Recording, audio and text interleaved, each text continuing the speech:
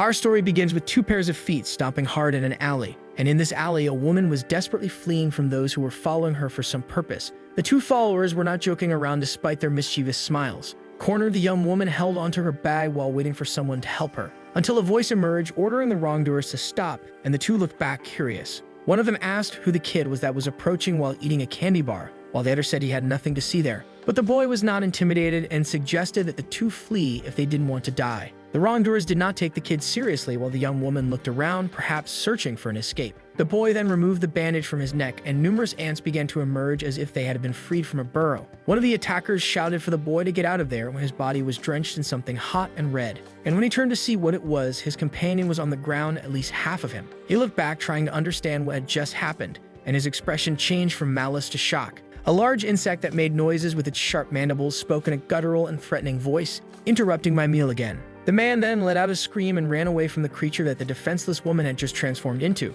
The boy watched everything as his body began to darken, overtaken by the ants that were emerging from his neck. And when he faced the grotesque creature in front of him, he shouted, "Black ant." Some mosquitoes hovered over the scene as if they were witnesses, and a man in a white suit observed the alley from behind the safety barriers, while another man, dressed in a uniform that labeled him as the Insect Reaper, documented the crime scene with his camera. The team found traces of a man without his parts and struggled to understand how a fight against insects had caused such chaos. Something caught the attention of the man in the suit as he pondered the information from the only survivor that there had been a boy at the scene. Then he noticed some ants eating the remnants of a candy bar thrown on the ground. The man took out a cigarette while another mosquito curiously flew behind him. With a calm expression, he lit his cigarette and blew smoke at the insect that seemed to be staring at him. The details of the incident were still very loose, and the existence of a boy in that alley left him quite intrigued. The flying monsters resembled insects, and the first case was recorded in 2005. A kind of giant mosquito seen walking through the streets of the city. They feed on humans, just like our friend with a bandage on his neck attacks a bag of chocolate.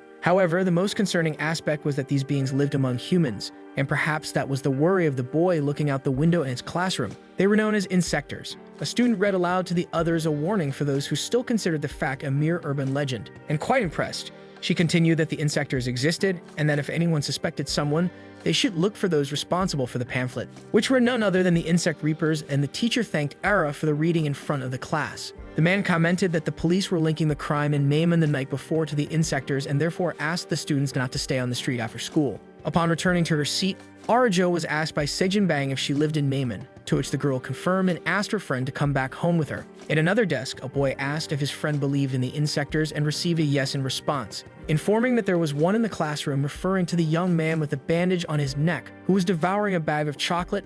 Our protagonist, Mizanga, then started to laugh. The teacher cut the fun short by informing them that they should do their homework as it would count for their grade for the term. And he asked Arajo to collect the students' assignments after class, and surely many had forgotten to do it. The bell rang and someone called the class representative. It was the two playful students who approached Ara asking her not to turn in the homework, but the girl wanted to know why she wouldn't. They deduced that only she had done the assignment, so they proposed that they all fail together, but she had no intention of doing that. The students tried to threaten Ara while her friend defended her, and our human insect merely observed from afar, until someone approached the arguing students and handed them some sheets of paper, leaving everyone perplexed. It was our protagonist who reached out to Arajo, informing her that it was his homework. The girl looked at Mizong proudly and thanked him while taking the papers. He returned to his desk and something on it caught his attention. A small ant was walking across his notebook as if it were bringing him a message. The two stared at each other for a while, and Mizong seemed to understand what she wanted. Then he stretched out his finger towards the little creature, perhaps to greet it. But suddenly, someone violently placed their foot on the boy's desk and crushed the ant, which now lay between the pages of the notebook. Mizong merely stared at the student who was upset that he had submitted his homework, and the bully continued to rant that the protagonist should know when to keep quiet, but Mizong didn't move a muscle on his face. Not satisfied, the student also mentioned the bandage on Mizong's neck, asking if he was hiding a hickey. This made the other student laugh at the possibility of Mizong having a girlfriend, and while he remained silent, Arajo asked her friend what a hickey was. Sejin Bang replied that it was a mark left after a strong kiss on the neck, which left Arajo perplexed. The bullies then went after Mizong to remove his bandage, and Era tried to restore order in the class by shouting for them to stop. But the student didn't hesitate and began to pull at one of the bandage's ends, announcing that a big revelation was coming. Then with the bandage in hand, they were stunned by what they saw. Indeed, Mizong didn't have a hickey. Instead, he had a hole in his neck that the boys judged to be a wart. This revelation made the big guy more aggressive as he grabbed our protagonist by the neck, asking why he was covering a simple wart. But suddenly, something startled the aggressive student with wide eyes. For a cautious ant began to emerge from Mizong's neck. It quickly descended down our boy's body and hid among his clothes. The student let out an indignant scream at what he had just witnessed. Then he released Miseon and fell to the ground, shouting that an ant had come out of his wart. Sejin asked if Era liked our insect boy, but despite it being evident on her face, the girl denied it. However, after thinking for a moment, she listed the qualities she saw in Miseon, almost without realizing that she was crumpling the boy's homework. Ara went to the teacher's room, and the man noticed that only she and our protagonist had done the homework. Then he let out a curse that made the girl jump in surprise as a reaction. As punishment, the old man informed the girl that only Miseon and she could go home while the other students had to stay and clean the incineration area. Arajo thought that the bullies would be irritated by the news and considered staying to help Sejin, especially out of fear of going home alone. It was then that she realized that Miseon also lived in Naiman, and so she thought to ask the boy to go back together. She walked down the hallway and came across our boy adjusting the bandage in front of the mirror, then called out to him. Miseon looked at her as the girl approached, commenting on the teacher's decision for the other students who hadn't done the homework, and she continued that only the two of them could leave and hopefully asked the boy if he would like to accompany her back home. However, Miseon apologized and informed her that he already had plans for after school, which left our class representative somewhat embarrassed. In the incinerator, the class bullies were outraged by the punishment, ranting against the teacher in every corner. Sejin tried to encourage the boys to complete the punishment and go home, but they questioned leaving without doing the assignment, to which Era replied no. It was then that the girl noticed that her friend was with them in the room, and curious, she asked what Era was doing there, to which the class representative answered the obvious, even though Sejin wanted to know why she hadn't gone home. Arajo, with tears in her eyes, replied that she would wait for Sejin, who, upon noticing her friends crying, became worried, especially when she learned that Miseon had rejected her. But she almost shouted at the news, and Arajo asked her to speak quietly. Sejin commented that it was her friend's chance to have a boyfriend, even thinking he was cold and stupid. However, Era defended the boy, saying he was a good kid and that her friend didn't know him well. Sejin was upset to learn that her friend would let her go home alone, but Era justified that she had the right, just like the bullies who felt entitled to sneak away. And when they walked, they decided to talk about the ant that had come out of our protagonist's neck, while the student swept the ground in the piece of her headphones. The boys were not very pleased with Miseon's presence in the class, and to avoid giving up on studying, they decided to teach our boy a lesson. It was a relief to imagine the boy getting a beating, but something caught the attention of one of the bullies. And in the dim light of that incinerator, something with 4 lights as bright as headlights appeared before them, saying something like, "Homework." Suddenly, there was a quick noise, and the strong student felt his face bathed in ketchup while he remained motionless. The student who was sweeping, happily listening to her headphones, heard nothing of what had just happened. And suddenly, the student's coconut rolled to her broom as if in an improvised hockey game. The girl noticed what it was and let out a deafening scream that alerted the other students on the other side of the yard. Another scream, and she ran away in panic from what she had just witnessed, warning everyone to run because there was an insect in the area. The creature's leg trembled with its steps, until it revealed itself to the others in its horrendous form with a sharp mouth in the middle of its face, mumbling the phrase, "homework." 2 students tried to escape to the side of the creature that was moving forward, but they couldn't avoid its attack as the sauce gushed out, and the others watched the scene in shock. Arajo and Sejin Bang, wide-eyed, saw their friends fleeing amidst that chaos. They began to run with the others, and the creature charged at high speed. Another crash, and more students were knocked down during the escape as if they were pins on a bowling lane. However, the girls did not give up and continued with all their strength. The creature's steps grew increasingly intense as they fled, until Sejin felt the weight of a hand on her shoulders, and when she looked back, she witnessed another friend being attacked. But in reality, he only used her as a boost to take the lead. Then the girl fell backward, hitting her head against a stone embedded in the ground, and Arajo only had time to stop and scream her friend's name. She returned to help Sejin and knelt beside her, trying to revive her. Then the heavy steps of the creature intensified while Arajo, in tears, did not want to abandon her friend, accepting her fate. The beast roared again, "Homework," and stood before the kneeling girl who had little to do. That was when courage took hold of the class representative, and her leadership instinct made her stand up and order the creature to leave. Then a mouth began to form on the horrendous creature, which tried to give a warning to the young leader. A pair of glasses appeared on the creature's face, creating a familiar shape, and thus it warned Arajo that it had sent the girl home. With wide eyes, Arajo realized that the monster was her teacher. However, without hesitation, the insect raised its arms like a hammer and shouted, "Why didn't you listen to me?" And it brought its heavy hands down on the students mercilessly. Then suddenly, before the monster's limbs could touch the victims, numerous ants appeared in a trail and blocked the attack, sending its arms flying away. And Arajo, who awaited the impact like Christ the Redeemer facing Guanabara, seemed unable to believe what she saw. She simply followed that swarm of little black dots everywhere, responsible for her survival. And suddenly, there was a loud bang, and a man in black armor appeared on the ground in a fighting stance, surrounded by ants as if they were part of him. He then faced those present, who could see his eyes shining behind that closed and intimidating helmet. The masked man was ready for battle, while Urajo, unconscious, had no idea what was happening around her. He protected her in his arms when the insect teacher called him by the name of Black Ant, the destroyer of kin. The supposed hero stood tall before the creature, which insisted on saying that it knew his reputation. Then it wanted to know why the ant defeated those of his own kind and acted as a protector of humans. The creature seemed indignant at the boy's actions, trying to convince him that the insects were superior to any form of life. Then the ant, without hesitation, delivered a punch to the creature that caused almost a thunderous sound due to the power of the blow. And the insect teacher flew backward until crashing against the wall, leaving it almost in ruins. A hero insect turned to the girls to get them out of that hostile place in front of so many students who succumbed to the attack. He laid the girls down on the ground while responding that he did not act that way to protect humans, and he firmly clenched his fists, stating that this was not a fight, but rather a hunt for food. The round creature still sprawled out seemed incredulous to learn that the giant ant not only defeated other insectoids, but also ate them. Then the motivated and furious professor rose again to face our hero, warning that it would not be so easy to defeat him, and that he would avenge his relatives. The insectoid transformed into a rock ball with headlights and attacked Black Ant as if it were a meteor on a collision course. It struck his chest directly, but the hero managed to balance his body and plant his legs on the ground. However, the impact was so intense that he slid backward, holding the ball professor until he destroyed the fence surrounding the incineration yard. The hero fell from the blow, perhaps not imagining the creature's immense strength, which boasted that it did not need arms to defeat a mere ant. Then it called him insignificant and jumped so high that the ant seemed to be facing the moon, blocking the sun in broad daylight. And when it reached a considerable height, it let gravity take over, shouting that it would crush that insect. The creature increased its speed as it descended and activated its war cry, "Homework," while the hero, still somewhat dazed, watched the enemy approach, until the fierce blow from the professor came, almost burying the ant in the ground due to the force of its rocky body. Black Ant had little to do in that situation, so the professor unleashed several attacks on him, which perhaps only did not crush him because of his armor. The big creature moved away again in the air, revealing the hero completely dazed inside the crater formed by the blows. The ball insectoid, still in the air, faced its equal on the ground and threatened that it would beat its opponent. And for a fraction of a second, as if talking to his little ants, the hero whispered, "Get ready." Then the professor descended again with ferocity, shouting that it was time to put an end to the traitor of the species. Black Ant only had time to look up and give the order, "Run," until another impact from the ball insectoid hit the ground, causing a tremor that sent stones flying in all directions.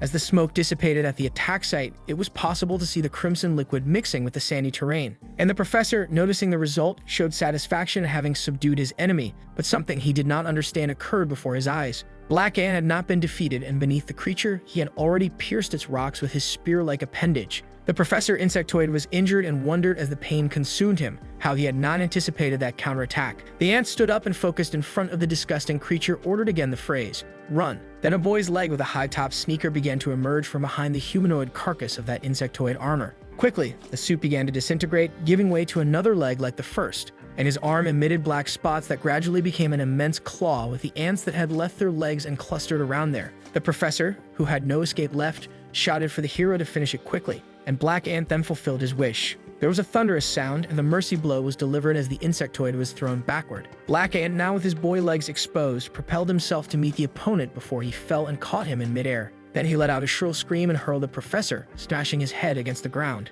Before succumbing, the dying man still tried to ask how the boy could have so much power, but he felt his body being lifted again by the hero, who seemed to want a bit more fun. The ant let out a piercing scream, showing his fangs, while the professor shook his legs, begging for mercy. But the protective insectoid seemed determined and sank his claws into the cavities of the rocky insectoid. The professor then, before being eliminated, screamed in the midst of pain that the student should not forget to turn in his homework, and the ant finished off the man, crushing him without hesitation. The rocks turned to crumbs, leaving only the professor's glasses to tell the tale. Thus, the hero left the yard, celebrating with his little ants for the success. Gradually, he began to shed his insectoid form and returned to being the young Miss Own. The boy walked away from the sight when suddenly another insectoid form appeared among the trees. He stopped abruptly upon noticing it, but did not turn his gaze, and the creature, also clad in armor and a helmet, watched him. The mysterious insectoid remained still while feeling the black spots that followed, missing on contrasting with the gold of its armor. In the incineration yard, only the professor's glasses remained from the battle,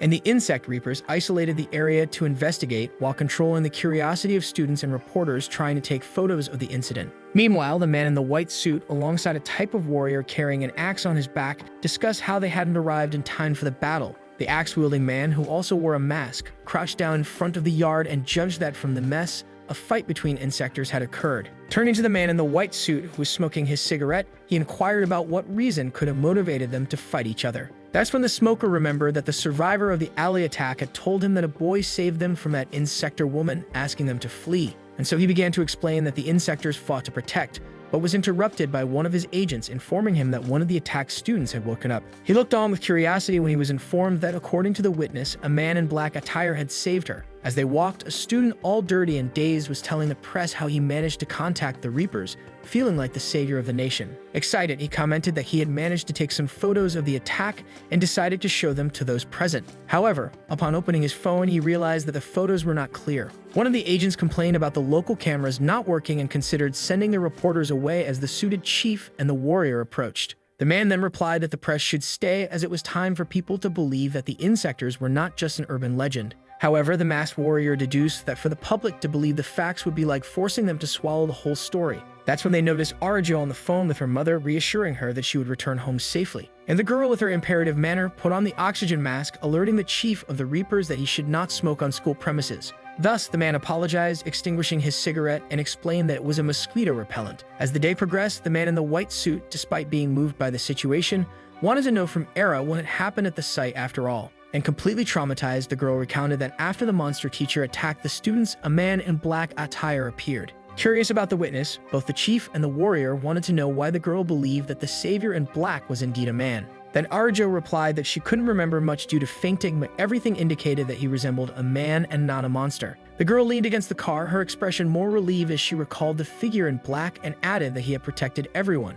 The chief, who was paying attention to the young woman's account, also asked if there was any student who was not participating in the cleanup of the yard. And the girl replied that there was one student, so the man wanted to know a little more about the absent boy. When night fell, Mizong went home and found his grandmother, who seemed happy to see him return. The charismatic old lady smiled and informed the boy that dinner was served. She mentioned that she had prepared his favorite dishes, and when he looked at the table, he indeed witnessed a hearty feast waiting for him. Mizong stared at all that abundance, trying to find a way not to disappoint his grandmother, commented that he wasn't feeling hungry that day. The woman even choked, taking a step back at her grandson's response. Then the boy looked at her as she asked, affectionately yet worried, if he had done that again. She began to inspect her grandson, asking if he had been hurt, but Mizong simply said he wasn't hungry, which made the woman feel more at ease. And quite affectionately, she asked the boy not to worry about her, suggesting that he go rest. Mizong then turned to his grandmother before entering his room and asked her to save the food as he would eat in the morning. The old lady watched her grandson close the bedroom door, and with tears in her eyes, she prayed to God to take care of him,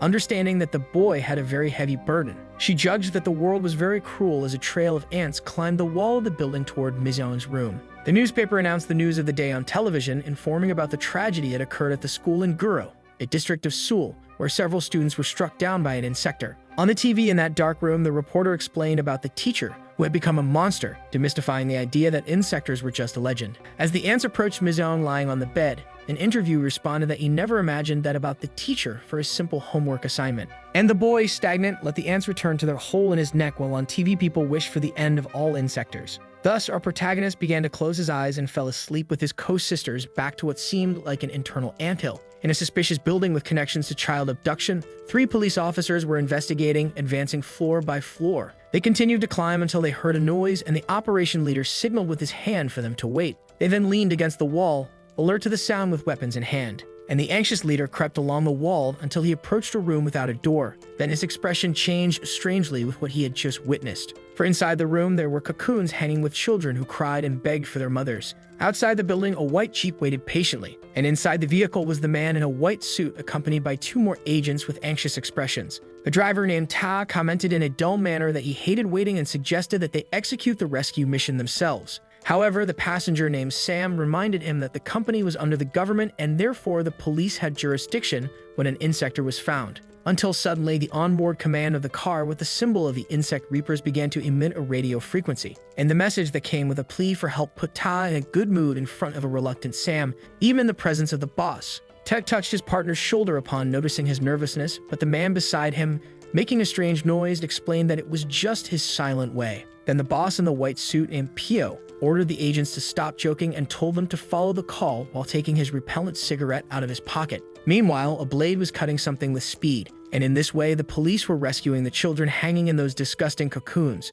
until one of the soldiers asked if they shouldn't wait for the insect reapers, and the leader replied that they couldn't waste time or the children could die. Then the officer noticed that one of the children was not responding to stimuli, and the leader shouted for him to break the cocoon because the victims needed air. The man began to tear the wrapping, and the face of the desperate child emerged from the webs while he tried to calm her, informing her that she was safe. The knife made a cut in another cocoon, and the soldier tearing the webs asked if the child inside was okay. Then a dragged voice came from the wrapping, asking what the man was doing. Suddenly, something shot out at the officer from inside the cocoon, hitting him squarely in the forehead, and the leader only had time to look to the side. It was then that the cocoon in question began to dissolve, revealing a huge insect that flapped its wings rapidly. The dragged voice again asked what the police were doing with its babies, and the leader was startled by what he saw while holding one of the children in his arms. The creature was a massive insector with a spear-shaped stinger in place of a nose, and fiercely, while flapping its wings, it demanded an answer to its question. Suddenly, another officer entered the room calling for his captain, and without hesitation, he unloaded the magazine of his rifle against the monster in front of him. But the creature was swift and charged at the soldier, taking him down with its spear stinger. The captain's eyes widened in disbelief that the monster was faster than a bullet, and he was certain it was an insector when the creature came toward him to eliminate him. But before it could strike, something hit its face, saving the captain from what would have been his certain death. However, the shot had only split the monster's stinger in half, while the man in disbelief felt the projectile pass close to his ear, coming through the window behind him, revealing a tall tower outside. And it was from this tower that Sam, with exquisite precision, fired the shot that saved the man. The agent reloaded his rifle, preparing for the next attack, lamenting his failure to destroy it on the first shot due to the creature's speed. The insector was indignant for having been shot, and thinking that the captain had fired, flew up at him with all the fury in its being. And suddenly, a baton was placed between the monster and the man, once again saving his life. This time it was Tav who stepped forward to help the police and questioned whether the insectoid was a boy due to his way of speaking, and when the creature asked who he was. The agent identified himself as an insect reaper and struck the monster's head squarely with his weapon,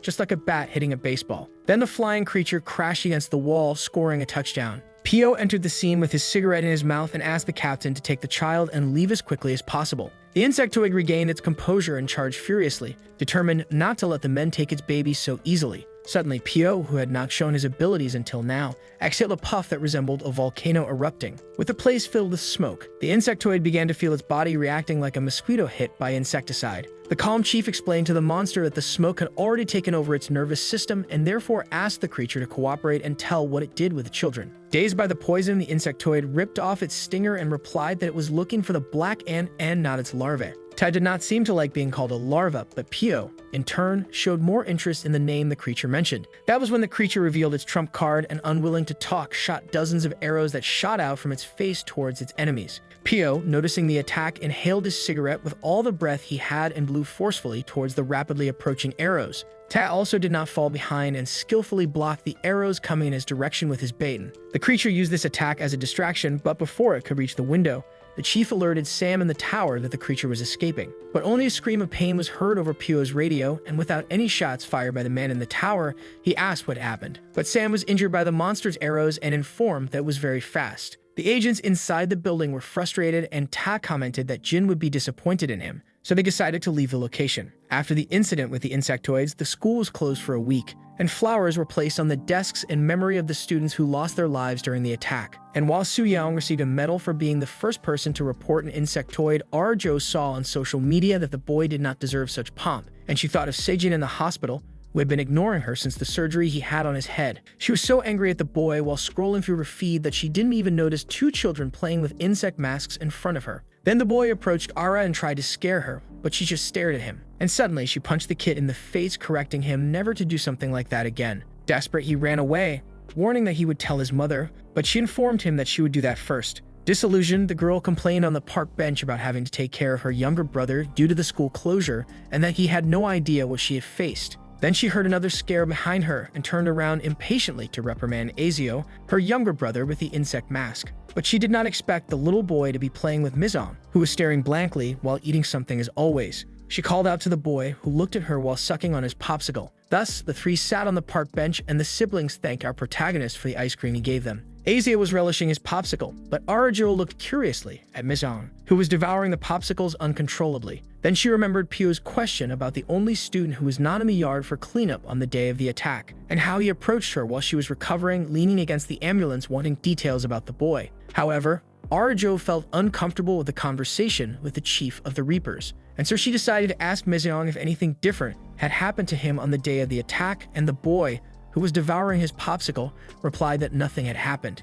She felt relieved while her brother picked up the sticks with our Ant Boy to build a little castle. But Asio ended up getting distracted by a soccer ball that rolled near his construction and decided to go play with his friend, informing his sister. Miseong started biting the stick, and Arajo noticed that he was making a strange noise. She watched his behavior and wondered what was wrong with the boy, imagining that maybe he was still hungry. The two sat on the park bench just watching the children without saying anything, until the kid's ball ended up on the other side of the fence outside the park, and Asio told his sister he was going to get it. The boys crawled under the open fence to look for the ball that had fallen among the bushes. Arajo called her brother, scolding him for disobeying her, but Miseong got up from the bench, asking the children to wait for them to help. The girl, feeling embarrassed, said it wasn't necessary because she would go there, but our boy was undeterred and continued walking toward the kids. Miseong crossed the fence and stood in the middle of the woods looking for the children. Then something caught his attention in front of him. Exio's little friend was in front of him with a ball in hand and a grasshopper mask staring at him. The boy then turned to Miseong and asked, "Hey you, what the hell was that?" Inside the park, Asio was with Arajo, and when asked about the ball, the boy informed that Miseong had asked him to come back. Meanwhile, the little friend with the ball was talking to Miseong, full of slang, claiming he had the right over the situation and asked if our boy was one of them. The kid explained that he had led the other into an ambush, but Miseong had interrupted, then mentioned he was in a bad mood because of the trouble with the Reapers the day before. In a corrective tone, judging that Miseong was a rookie, he told him not to mess up his hunt again, but our protagonist already had his hand on the bandage. Thus, the insect boy with the grasshopper mask could witness our hero's ants acting in their dark and heavy tone. He then widened his eyes behind the mask when the hero paraphrased him about messing up his hunt. Suddenly, Miseong's armor began to take shape on his body as he said that the insect in child form was talking a lot of nonsense. The grasshopper mask pointed at our hero, astonished by what he had just seen. Then he was overcome by a rage that made him burst the ball in his hand and shouted, "Black ant, you relative killer." The insect began to laugh in a challenging tone, even with the ants crawling on his body, and said he was looking for our hero. Black Ant was in his full suit, and the child insect revealed that the man was the talk of the town for eating his kind. But with him, it would be different. The boy grew angrier and reminded the ant about the laws governing the court of insects, and thus believed he would earn a lot of gold by defeating the traitor. Then he transformed into his original monster form and charged at Black Ant with his stinger, aiming to join the apex of the insects. He unleashed a red beam that seemed to make the hero burst like a birthday balloon. However, the impact only left part of his helmet destroyed, and thus the ant followed his opponent with Miseong's eyes on display. The insect, which had a mosquito form, flew high and targeted our ant with an ocular shot. The black ant remained still while the monster flew around him quickly, threatening him with each pass. But that buzzing was starting to annoy our hero, who scratched his head, realizing that the insect was a loudmouth. That's when suddenly the ant ordered the creature to shut up and caught him in midair with his hand, slamming him against the ground mercilessly. The monster felt the blow as his head was pressed against the ground, and the hero showed no signs of letting him out of there unscathed. Arajo was speechless at what she saw as Miseong returned to the park, but his face showed a little dirt. And so when she noticed, the girl quickly tried to clean him up to hide the traces of the battle. Asio, in his innocence, asked if they had found the ball, and Miseong calmly lied that yes, and that the little friend had gone home. Then, with the situation resolved, the little brother announced that he had cleaned up all of Miseong's trash, but Arajo commented that the boy had only done that to get more ice cream. It was then that the girl realized that Miseong's expression had changed, and while he and Asio negotiated for more ice creams, she was sure that our boy could smile too. Arajo asked, holding the bag with the ice creams, if they could really keep them all, and Miseong replied with a cheerful yes. He commented that he was no longer hungry, wondering why that was, right folks? However, a gust of wind made Arajo look curiously to the side, and the leaves of the trees behind the park's fence rustled continuously. Meanwhile, in the middle of the woods, there was a crash on the carcass of the mosquito insect that lay among the vegetation. After a week without classes, the school reopened its doors, and the students walked towards it for a new phase after the incident. Miseong was walking alone while some students passing by chatted casually. They commented on missing breakfast and also the outings they had during the forced vacation. Then, when they noticed Miseong behind them, they decided to stop talking as if they were ignoring the boy. In the school corridor, Arajo, who was holding one of the flower branches for the memorial, looked indignant. There was a notice on the wall about the closure of her class, and the students would be reassigned to other classes due to the incident. Then she noticed that her name was in class 5, and luckily her friends Sejin and Miseong would also be in the same class. But what upset Arajo was the fact that she would no longer be a class representative. Thus began the first day of class in the new class 5, and Arajo, feeling down, scrolled through her phone while the other students took their seats. The girl looked desolate as she fiddled with her phone because all the messages she sent to Sejin were ignored. Then, feeling quite bored with the situation, she couldn't believe she ended up in a class she thought was filled with idiots. One of the boys was fawning over Suyang, wanting to know details about the day of the attack, and the boy recounted it as if he had been a great hero of the day, which made Era furious. A blonde girl sitting next to Arjo also seemed uncomfortable with what she was hearing. Then she stood up from her desk while our girl curiously followed the tall girl with her eyes. The girl walked towards the group of students listening to Suyang's nonsense and delivered a front kick to the boy's stomach without hesitation. On the ground, he wanted to know why she did that while being stared at with disdain by his aggressor. Showing very little patience, the blonde girl named Yeojin Lee told the celebrity to stop talking nonsense in front of her. With that, one of the boys listening to the ramblings informed that they would remain quiet, and Suyang was left speechless by the nickname the girl had as the class bully. Arjo assumed that Sejin would have loved to see that situation, while the other students shrank back like dogs, seeing their alpha male pass by. Then suddenly, the bully who was about to leave the room came face to face with our protagonist entering, and they stared at each other. Yeojin stood at the door waiting for Mizong to move out of her way, but the boy with the bandage on his neck didn't look like he was going to yield. Thus, they brushed past each other as one entered and the other exited, but without friction. As Mizong walked under the gaze of the others, he heard someone call him and ask why he had taken so long. It was Arjo waving at him as if inviting him to sit with her. He then went over to the girl, and when he took his backpack off to sit down, Arjo told him that Yeojin was the class leader. She also mentioned that she had taught Suyang the lesson, while the boy tried to look surprised and took a package from his bag.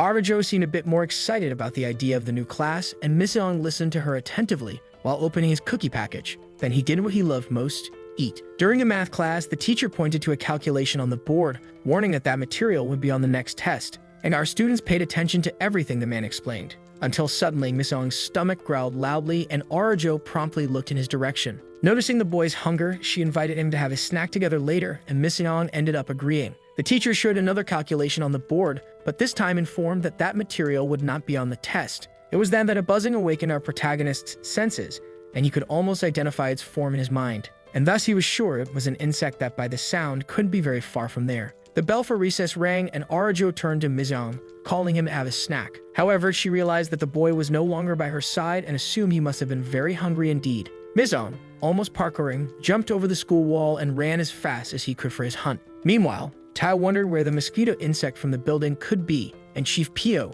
considered that it might be hiding. As the two walked, he speculated that the creature might be dead and conjectured that they might not be the only ones fighting against the insects. The two were talking, and as they turned the corner, surprisingly, Mizong was running in the opposite direction in pursuit of his meal, and thus he ended up bumping into Pio, who was not expecting the impact. Mizong simply ignored the agents and continued running, while Ta didn't know whether to curse the kid or try to help his superior. However, Pio simply turned on his heels and suggested they leave the kid alone. Tae, who was still watching Mizong disappear in the distance, deduced that he was skipping class as if he spoke with the voice of experience. In the teacher's lounge, the agents from the Reapers were in front of Arjo to ask her more questions about the absent boy on the day of the incident. She then commented that the boy might have gone home because he was very hungry, and Tae, who was sipping a coffee, inquired about the possibility that the student was the one who bumped into the boss while they were walking toward the school. Pio then handed a Reaper's card to Era and asked her to give it to our hungry friend as soon as she saw him again. While she looked at the card, the two agents left the school, heading to the hospital where Sam was recovering from the last confrontation.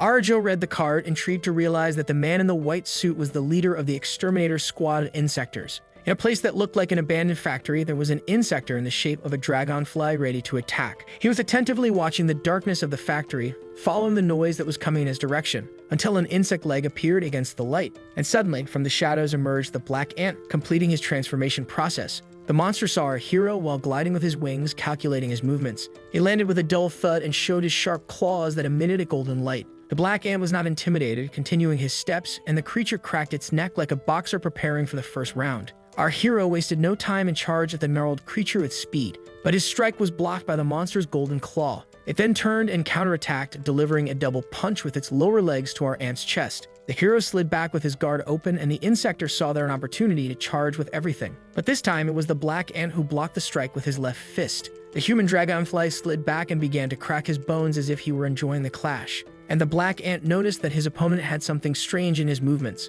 The flying insector looked around as if sensing the presence of something, and subtly, a little ant appeared behind him, descending on a thin thread. Our hero opened his hand, and hundreds of ants appeared like a cloud, and that was a strategy he wanted to use. He then made a movement that propelled that ant hill toward his opponent. The creature was touched by the little ones but remained still with a laughing expression. His face was almost completely covered by the insects, making it hard to see his facial expression. And suddenly, several silver threads like webs began to appear on the monster's arms, coming from above with the ants walking over them. It was when the creature looked up and saw them near the ceiling that the hero made a noise as if he knew his plan wouldn't work. And so all the threads were cut by the opponent, who continued to crack his neck as if it were easier than stealing candy from a child. But then suddenly, he toppled over like a puppet without a master. And our hero walked up to him and held those threads with curiosity, but something strange happened with the fallen enemy. He turned his neck to the black ant, showing his devilish smile, and then opened his mouth, revealing an unpleasant surprise. A kind of grenade between his teeth was activated and emitted light at 4 different points.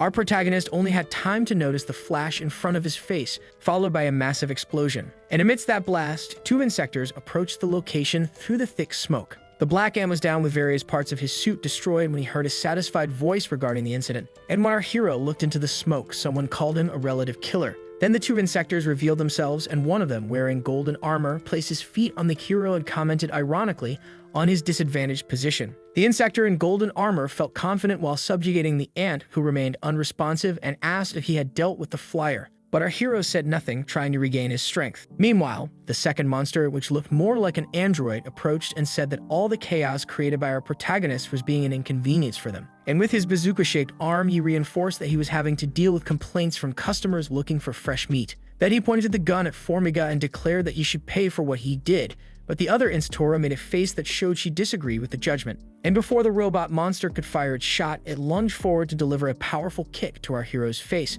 which automatically dislodged the helmet from his body. The ants began to dissipate where a head once existed, and the blow was so strong that it chipped the pillar. The golden Instatora found it strange that Formiga had an empty head while analyzing the damage. But suddenly, the android insider shouted, "Silk, above you." And our boy, who only had the gauntlets of his ant suit, came crashing down in a hammer position to attack the Silk enemy. Thus, he struck the Insitora's head squarely, causing her to fall forward with the force of the blow. Misung touched the ground and quickly propelled his body to attack the second Insitor, leaving no chance for defense. He then unleashed a flurry of punches like a meteor against the opponent. However, the robotic Insitor withstood the attacks and balanced itself, activating its bazooka to counterattack. The weapon fired a kind of rocket that exploded, hitting our hero. But Mission blocked it with his gauntlets and then delivered another right cross. But he was halted by some blue wires before his fist could touch the opponent's face. The robot insider stared at the punch that almost hit him when a determined voice said, "That's enough." And Mission saw his arms trapped by Silk's thread as if they were shiny webs,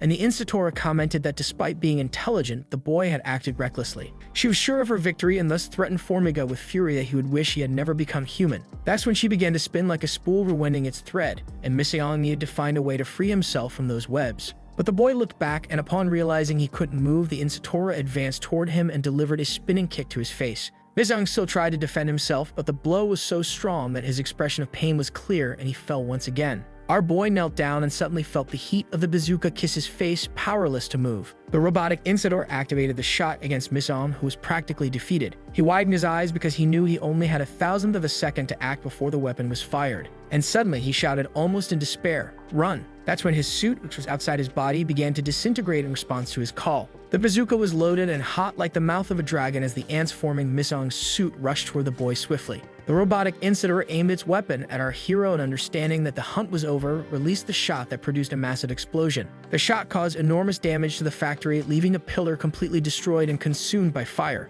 But the weapon was aimed upward with a stick directing its aim, and thus a voice warned that fireworks were punishable in that district. It was Todd who arrived at the scene and prevented the robotic Insitor from hitting Mizong, who was completely defenseless. The agent, still holding his stick, looked at the monster and asked sarcastically if the insects use leaves as currency. Then the creature jumped back, evading the blow launched by the new opponent as if it recognized his strength, and it posed next to its partner, who was watching everything attentively. Tek took a guard position and, looking at all those Insitors gathered, deduced that they were making a huge mess. Then Pio approached slowly, ironically informing that he couldn't let this pass while pulling his cigarette from his pocket. He took the opportunity to light it in the flames produced by the explosion, and he looked at the destroyed building, questioning if the creatures took them for fools. Our protagonist said nothing as he tried to recover, and Tae, who was swinging his stick among the Insitors, commented that he was already fed up with this. It was then that Pio faced everyone with an air of superiority and threatened, saying it was time to show who was the boss. The robotic creature, which would not give up so easily, pulled a grenade from its bazooka,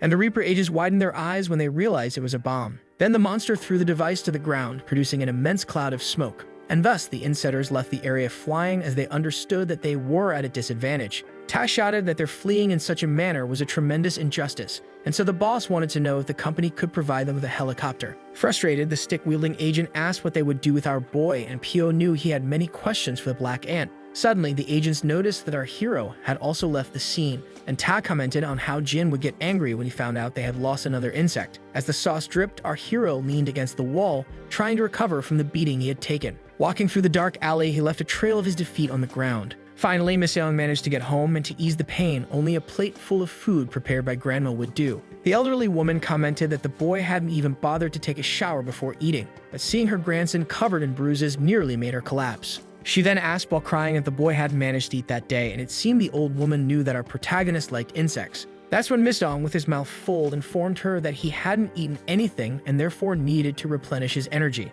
The boy took a respectful forkful and could only think about eating as if it would help him control his animalistic urges. After the meal, he went to his room somewhat dazed and closed the door behind him, feeling the weight of the day on his shoulders. Struggling against his own pain, he looked up as the voices of the insectors questioned his attitude towards his kind, pricking at his mind. Miss Elm remembered the monster teacher asking him if he protected humans that fateful afternoon at school, but he knew that wasn't his purpose and began to pull at his garments as various marks were exposed on his body. Miss Young screamed in his consciousness that he didn't care about humans while recalling the insect mosquito, mentioning the court of insects. He was uncertain about this hierarchy as he contorted his body, covered in black spots that seemed to activate his insanity. The boy could only think about eating compulsively, and all those spots revealed themselves to be ants inside his body devouring him. Then he knelt and screamed almost in agony, knowing that if he didn't eat, he would become the meal for his sisters. On a full moon night, an abandoned warehouse stood out, and inside, a blonde person in a hood and mask was pulling a heavy rope. 3 bundles were being dragged by the person down that sinister corridor.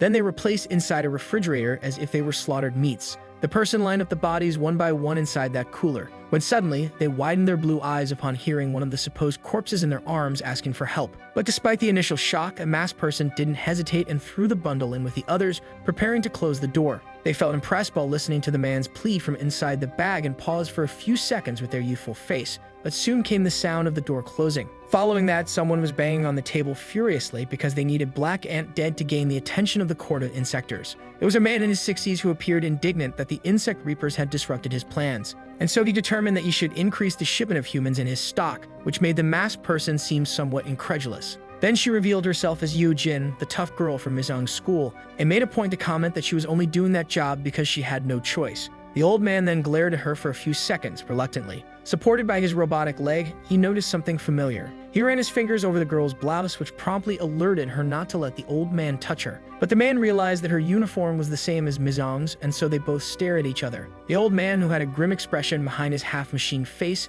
asked intimidatingly if the girl knew the identity of Black Ant. But Yu Jin pulled the man's hand away from her clothes, trying to convince him that there was no reason to know our protagonist. Then, somewhat suspicious, the robotic old man ordered her to find him and put an end to the hero, but the perplexed girl replied that she wouldn't do his job. Suddenly, the man grabbed Yu Jin by the neck before she could finish her sentence about her objective. The girl felt the man's fingers tighten around her throat as he said she wouldn't stand a chance against the court of insectors. That was when barking was heard, and the man, still holding the girl, turned towards the noise. A fierce dog was barking outside, and a pair of legs was running across the warehouse grounds. There was a bald man with a number on his chest fleeing while the animal followed closely behind, trying to stop him. The old man looked out the window to understand what was happening and later went to check the security cameras through the monitor. He noticed that the refrigerator was open, but the girl promptly defended herself, claiming she had locked it. The robotic figure did not worry about the fugitive, as in its conception, there was no scarcity of humans for its purposes. And so its right arm began to emit a light and turn towards the girl to continue their conversation. Yojin, still feeling the marks of the man's fingers on her necks, said she was out of that partnership. The old man, who showed no signs of distress, simply snapped his fingers as if striking a match.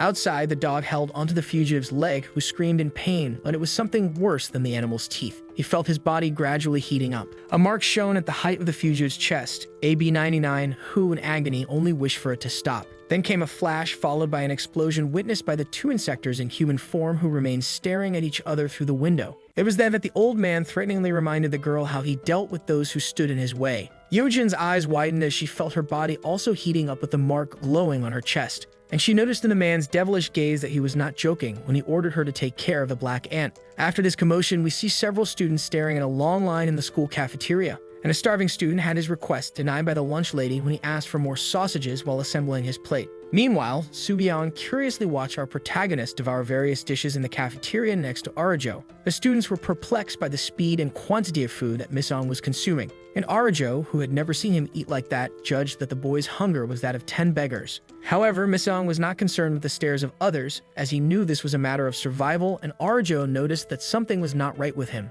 The boy then gave a small cough and dropped his spoon on the floor. He widened his eyes when the ants began to feed on his insides again. Then, writhing in pain with his body covered in spots, he did not see Arajo approaching, wanting to know if he could help him. Subiong seemed distressed for not having gotten a sausage while our boy cleaned out the pantry. Thus, the celebrity student went to Misong, who was fighting against his instincts, and asked if his father was the owner of the school. But Arajo interrupted the conversation and explained that the student had paid 10 times more than anyone else to be able to eat as he wished. And our boy did everything to not show the extent of his pain, while Suyang commented on Misong's exceptional capacity. So he crouched down next to the boy and suggested provocatively that he could be an insector. Misong's head thumped like a drum while the annoying student kept rambling on, and the others grew increasingly curious about the unusual scene. Yojin, who was nearby, paid attention to the discussion between Arjo and the braggart, who continued about our boy not being present on the day of the incident. Mizong couldn't even defend himself against the accusations, but Arjo was firmly doing the work, and Suyang, like a detective, connected the facts to his advantage. Meanwhile, the ants inside the boy seemed insatiable to the point that the discussion around him resembled echoes in the dark. Suyang continued to shout while leaving our former class representative without arguments. Then suddenly, someone covered the annoying boy's mouth with a hand. It was Misong who gathered the little sanity he still had to lift the boy off the ground as a sign of enough. Stuvion felt the strength in Misong's fingers squeezing his face, and his eyes conveyed apparent fear. Our boy was almost losing control when Arjo, worried, pleaded for him to let go of the annoying boy. Then Misong threw him away, and he ended up colliding with another student, who was calmly carrying her meal tray. The path opened, and our aunt fled desperately, while Arjo called out to him. Yojin was visibly intrigued by what had happened, and Suyang, who had started the ruckus over the sausage, now had two in his hair. Misong ran up the stairs to the school terrace, desperate because he couldn't satisfy his hunger. As a result, his bandage opened, and his sisters began to emerge amidst his agony. Then he realized that there was no longer a chance to control the ants while his bandage touched the ground. Misong screamed, and the helmet of his suit took shape, indicating that the ants were beginning to gain control over his consciousness. He felt as if every part of his body was filled with the will of that community that still lived in harmony with his being. It was then that a voice emerged from the terrace indicating that it recognized an insector. It was Yujin who, while observing the boy's despair, asked if he wanted to announce to the world that he was the Black Ant. Seizing the opportunity, the girl explained that it was nothing personal and thus began to let her insector form appear. And when the webs emerged around her and her suit came to life, Mizong, furious, still had the strength to recognize that creature he had faced the day before. He charged swiftly in her direction to devour her as best he could. However, Silk joined her fingers and awaited the attack, realizing that this was her chance. Creating her blue webs from the tips of her fingers, she assumed a fighting stance. The two then began the combat with only one intention: you must die. Would Mizong be defeated by his enemy or even by the will of the ants? The opening of his eyes revealed doubt about his existence. Then he felt that he was alive and without pain, with his sisters parading over his body. However, his outstretched arms indicated that his nightmare was not over. And so he began to feel the pain consume him as he was stretched by 4 giant black ants fighting for their share of the food.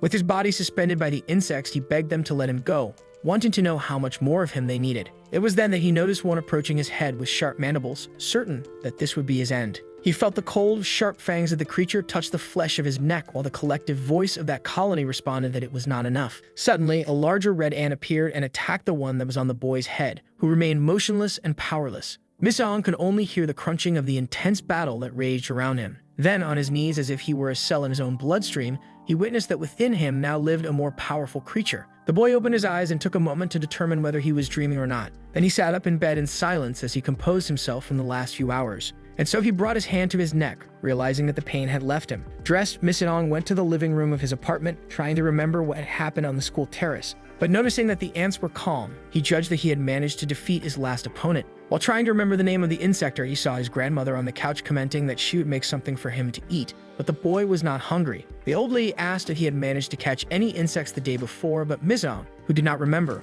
wanted to know how he got home. And while drinking milk, the boy heard his grandmother say that a slim girl with blonde hair had taken him home. Mizong almost froze at the news, and the old woman continued that he arrived in the arms of the young woman covered in blood, and that even though she was friendly, she seemed to have many problems, and so she asked her grandson if she was like him. But Mizong, who did not know for sure, simply replied that Yojin was a schoolmate trying to figure out what could have happened to the ants. but suddenly he widened his eyes as if he had felt something different, and his instinct revealed the proximity of another insector. Mizong could no longer pay attention to what his grandmother was saying because his focus was entirely on the possible threat, and his mind envisioned the old robotic figure with a demonic expression as if it were calling him incessantly. A bullet train crossed the city on its tracks while in an open field, Yojin and the sinister old man waited patiently. Meanwhile, the old man said that Yojin had made a huge mess, but the girl defended herself, commenting that she had done her best. The robotic figure judged that her best would be to kill the ant, and the girl appeared incredulous. Trying to convince her partner that she had taken a severe beating,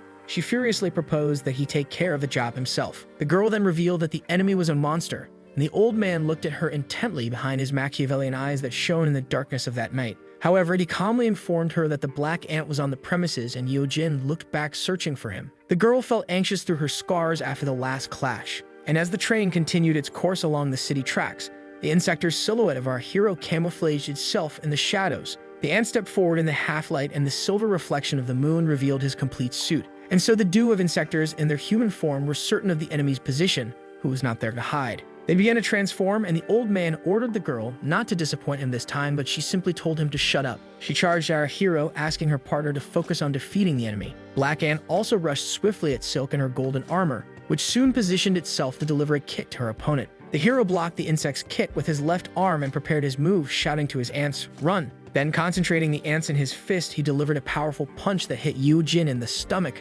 sending the girl flying backward. The impact was so great that Silk couldn't stop her body, and the ant found himself alone in that open field near the station. The girl, still recovering from the blow, noticed that the hero was stronger than in their previous encounter. And when she saw him turn his back to her, she shouted, asking where he was going. Even injured, the furious girl threatened him, saying she wasn't done with him yet. But Miss Young wasn't interested in fighting her, so he asked Yujin to stay out of it while facing the opposite direction. The black ant knew that her true opponent was the robotic insect that eagerly awaited his movements. She grabbed her protagonist's foot, thinking it would be an insult for him to show mercy for having saved her. Then, still on the ground, she commented that she shouldn't be underestimated, and since she could defeat him, she inquired about the possibility of achieving her goal and getting revenge on the court of the insects. The half-android insect expressed his frustration upon seeing his partner crawling at Mizong's feet, and then judged her to be a truly useless insect. Yojin's eyes widened as she called the creature by name Jang Yo, realizing he was abandoning her. Then the robotic one laughed and revealed that he would never help her with her pathetic revenge. Yojin seemed unable to believe what she was hearing, as Jang Yo explained that no one in their right mind would oppose the court of the insects, and that his plan was to hand her over and join them. Mizong simply listened to the girl lamenting, disappointed that she had done everything for her partner only to be discarded like trash. Jang Yo, showing no emotion, thought it would be an appropriate death for someone as useless as her. And with his thumb raised, he suggested that she keep holding onto the ant's leg as they would both share the same fate. Yojin cursed the creature with all her fury, and sensing the danger, our hero ordered his ants to act. The girl only felt the wind beside her, and when she looked, the black ant was no longer there. The robotic one, preparing his attack, couldn't see where the boy had gone, so he threatened to destroy everything at the slightest movement. And suddenly there was an explosion, and Silk, still kneeling, watched from afar the destruction. Jang Yo laughed, confident that he had hit his opponent squarely. But the silhouette of the ant was moving stealthily for a counterattack. The monster waited, confident that the open terrain would give him advantages against his opponent. The ant charged at the creature but knew he needed to be faster to hit him. So he continued to run, asking for more speed from the ants that made up his suit. His will was so intense that it awakened the red ant within him. And as he ran faster and faster, dodging the bombs, his suit took on a crimson hue. Jang Yo began to feel worried as he noticed the change in the boy while his shots were ineffective. The ant continued to advance and noticed that his speed had increased significantly. As he saw his target getting closer, he realized he couldn't control such speed, so he raised his hand to attack Jang Yo. He dislocated the creature's head from its body and held it like a basketball player aiming for the hoop. The ant planted his feet on the ground to stop his body while kicking up dust behind him. And when he managed to stop, his suit was covered in red lightning like veins pulsating, with only Jang Yo's head and his hands as witnesses. Then he realized he had never felt such power. Flames engulfed the open field, illuminating even the train tracks of the station. And Yojin watched in surprise at the scene that had just unfolded. The black ant remained still, with the crimson lightning over his body, and his gaze showed how much stronger he had become. But something caught our protagonist's attention. When he looked at his hand, he realized that Jang Yo's head was no longer in his possession. The ants had already devoured the inside of that helmet while the robotic body lay on the ground.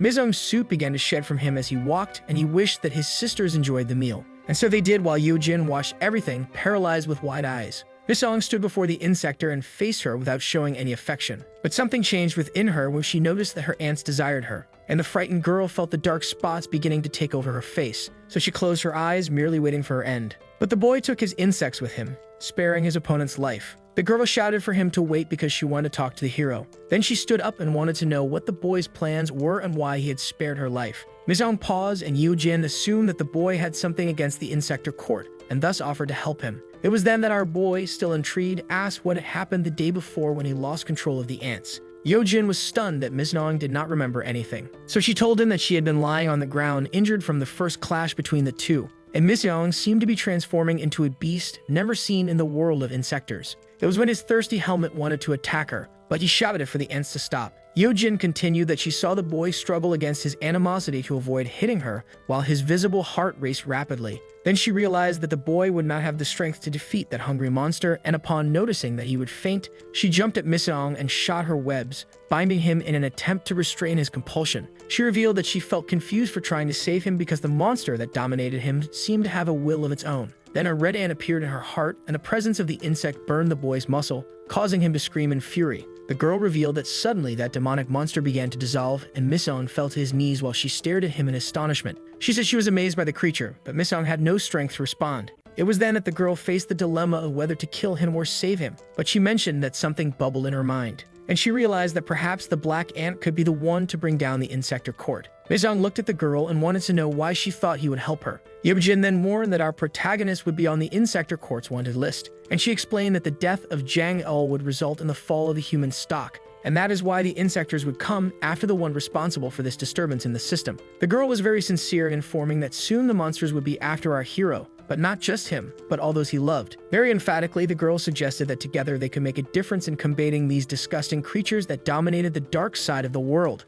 Miseong took 2 steps forward and asked sarcastically, "You will help me?" He continued harshly that she was only looking for him because she was a weak insector, as he did not care about such a court, and Yoo-jin's eyes widened in disbelief. Miseong stretched his hand right in front of the girl's face, trying to impact her with the ants parading between his fingers. While in her view, the scene was much more frightening, and our young man reinforced that he did not care at all who they were. The ants on his arm were thirsty for more flesh, and feeling this desire, our protagonist concluded that he only devoured everything. Then he grabbed the girl by the face, and she fell into a state of panic, and she agonized as she felt the ants invade her body mercilessly. However, her screams were muffled by the bullet train that roared between the tracks, continuing its journey through another exhausting night. A new day arrived at school, and with it another class in room 05 of our group, wishing good morning to the teacher, who began calling the students. Miseong confirmed his presence when asked, sitting next to Arajo. And as usual, he was drawing his ants in his notebook, now with the difference of having a red one among them, while the roll call continued normally. However, when it was Yoo-jin's turn, our protagonist maintained his cold expression in the silence that spread for a few seconds. The teacher repeated the girl's name, and when a student informed that she was not in the room, Arajo looked at her empty desk beside him. The teacher found it strange and then asked if any of her friends could call the girl. At the back of the room, Soo-young laughed with another goofy student, deducing that the tough girl had no friends. The boy commented that she had been involved in an accident at Mayuman Lake the previous night, and his partner wanted to know who the new tough guy in class would be, until an intimidating voice responded that there would be no new tough guy. For she herself, Yoo-jin entered the room, inviting the boys for a little chat after class, while they mocked her without realizing it. The boys nearly turned blue with fear when they noticed her presence, and the girl who arrived late raised her hand to respond to the roll call with her usual serious expression. Miseong continued to look straight ahead without moving a muscle, and then whispered in a determined tone, "Insector Court." The location that served as a combat site near the train station the night before was isolated that morning, while 3 members of the Reapers tried to find clues about what might have happened, or at least how it occurred. The agent with glasses found a mechanical leg, and the others thought it could belong to the bombardier insector mentioned by Ta.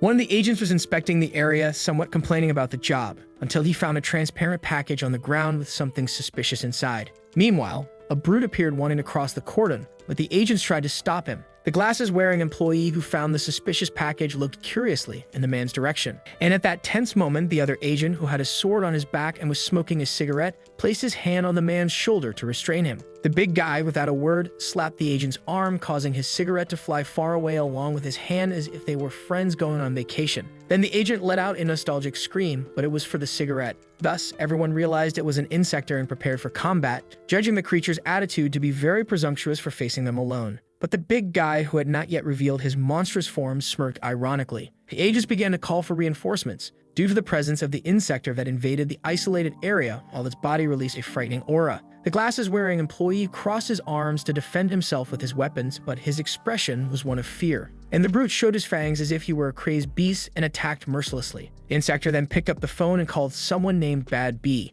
and in front of the bodies of the agents on the ground, he informed that he had managed to recover the sample while holding the mysterious package. The brute looked closely at the wrapping that carried a kind of larva and commented with satisfaction that the party was about to begin. Meanwhile, peace reigned in the classroom with our students studying diligently. However, Yoo-jin made a slingshot with a rubber band and stretched a paper ball to aim at someone. Arajo saw the projectile pass in front of her eyes without understanding anything, but Mizong, with his sharp reflexes, caught the paper ball without even looking in the direction of the one who threw it. The boy then unfolded the sheet of paper and read Yoo-jin's note that said to meet him outside. The girl was leaning against the wall while our protagonist waited for what she had to say. Yoo-jin, trying to break the ice with our boy, said she felt strange talking to him after the recent events. But Mizong, who didn't seem very interested in conversation, quickly cut her off and wanted to know what she wanted after all. This left Yoo-jin profoundly irritated as she understood that the boy knew exactly what it was about. Then she remembered the night before when she thought she was going to die with all those ants entering her mouth. But upon waking up, she felt nauseous and in the reflux realized she was expelling remnants of the insects that had entered her body. However, she noticed that they were actually pieces of the bomb that Jang Yil had implanted inside her. Yoo-jin got closer to Miss On and looking our hero in the eyes,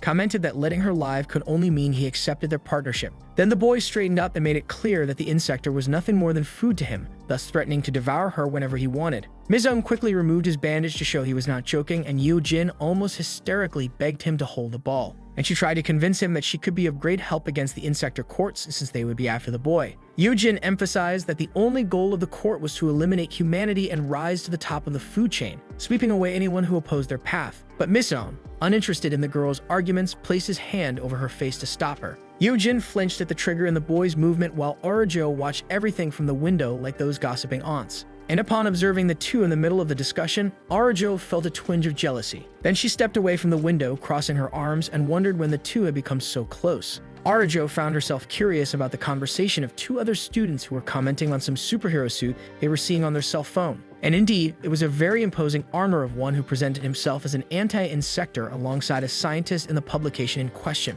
Live, the man in the lab coat was perfecting the details of the suit while the volunteer, bound by wires, waited patiently. And on the outside of that laboratory, Pio, Sam with an arm and a sling, and another member of the insect reapers observed through the glass their preparation. To our surprise, Tae was the volunteer inside that suit, and when asked if he felt well, he wanted to know the real necessity of all that. Pio, who was being cautious after the loss of 4 members of the company, replied that he did not wish the same for his team, and Sam, who was by his side, agreed. The third man, a bald scientist, was eager to see what the suit could do, and so they gave the order to start the experiment. Pio asked to open the doors, and Tae, somewhat annoyed, asked if he could grab his weapons, but he was explained that by using the suit, he would not need one. Then suddenly, a laser dagger appeared on his right arm, and Tae was a bit confused, judging the knife to be somewhat small. An insect in human form and handcuffed entered the room after Pio's call while Tae insisted that he had asked a question. The creature looked hungrily at Tae, and when ordered to transform, it responded hostilely that no one should tell it what to do. Tae nearly panicked upon hearing Pio inform him that the creature could devour its prey if it wanted to. The insect opened a slight dark smile, as it had been a while since it had hunted, following its instincts, and thus it lunged at the target. Tae's eyes widened at the speed of the monster, which was already practically transformed and sniffing at his neck. The creature, which resembled a beetle with a prominent jaw, charged with its fist to strike the man, who had taken a defensive position awaiting the impact. However, Tae opened a confident smile before being attacked. He looked at his laser blade and knew that the suit increased his capacity by up to 80 times. The man focused on the battle while his boss informed him that the beetle insect could move at 180 miles per hour. The monster had a bizarre appearance, as if it had come out of those horror movies full of clowns, and Tae did not take his eyes off it for a single minute. The Reaper blocked the enemy's punch and quickly delivered a sideways strike with a laser blade that immediately pushed the insect away, not knowing where the cut had come from. Then he completed his combo with a kick to the monster's ear, which staggered and flew into the air. The beetle then regained its composure and let out a laugh while flapping its wings, analyzing the opponent who had one of the supports on his arm damaged. The creature noticed and attacked again, finding that hunt amusing. But Tae, visibly worried upon being informed that the suit could not withstand more damage, suggested that the old scientist conduct the experiment in his place. The beetle gathered its front legs and strangled the agent with its sharp claws, who widened his eyes, feeling immobilized. Tae tried to muster his strength to break free from that monster, but it was practically impossible. Suddenly, the two were enveloped in an energy overload that made the monster's expression change suddenly. As the creature thrashed about, the scientist informed that the approach of any insect to the suit would result in a shock of 100,000 volts. The creature was then hoisted by metal hooks, and Tali felt relieved as the voice announced that the test was complete. As men carefully led the insect under the scientist's guidance, Agent Ta felt sidelined and shouted that his life was more important than that creature's. The monster continued on its calm path while the security guards led it anxiously, and with a smile on its face behind its dark eyes, it turned to Tai and wished that they could have fun another time. Tai grimaced and cursed the creature as he watched it being taken away. Pio walked through the laboratory corridor, absorbed in the incident of the insect that, without being transformed,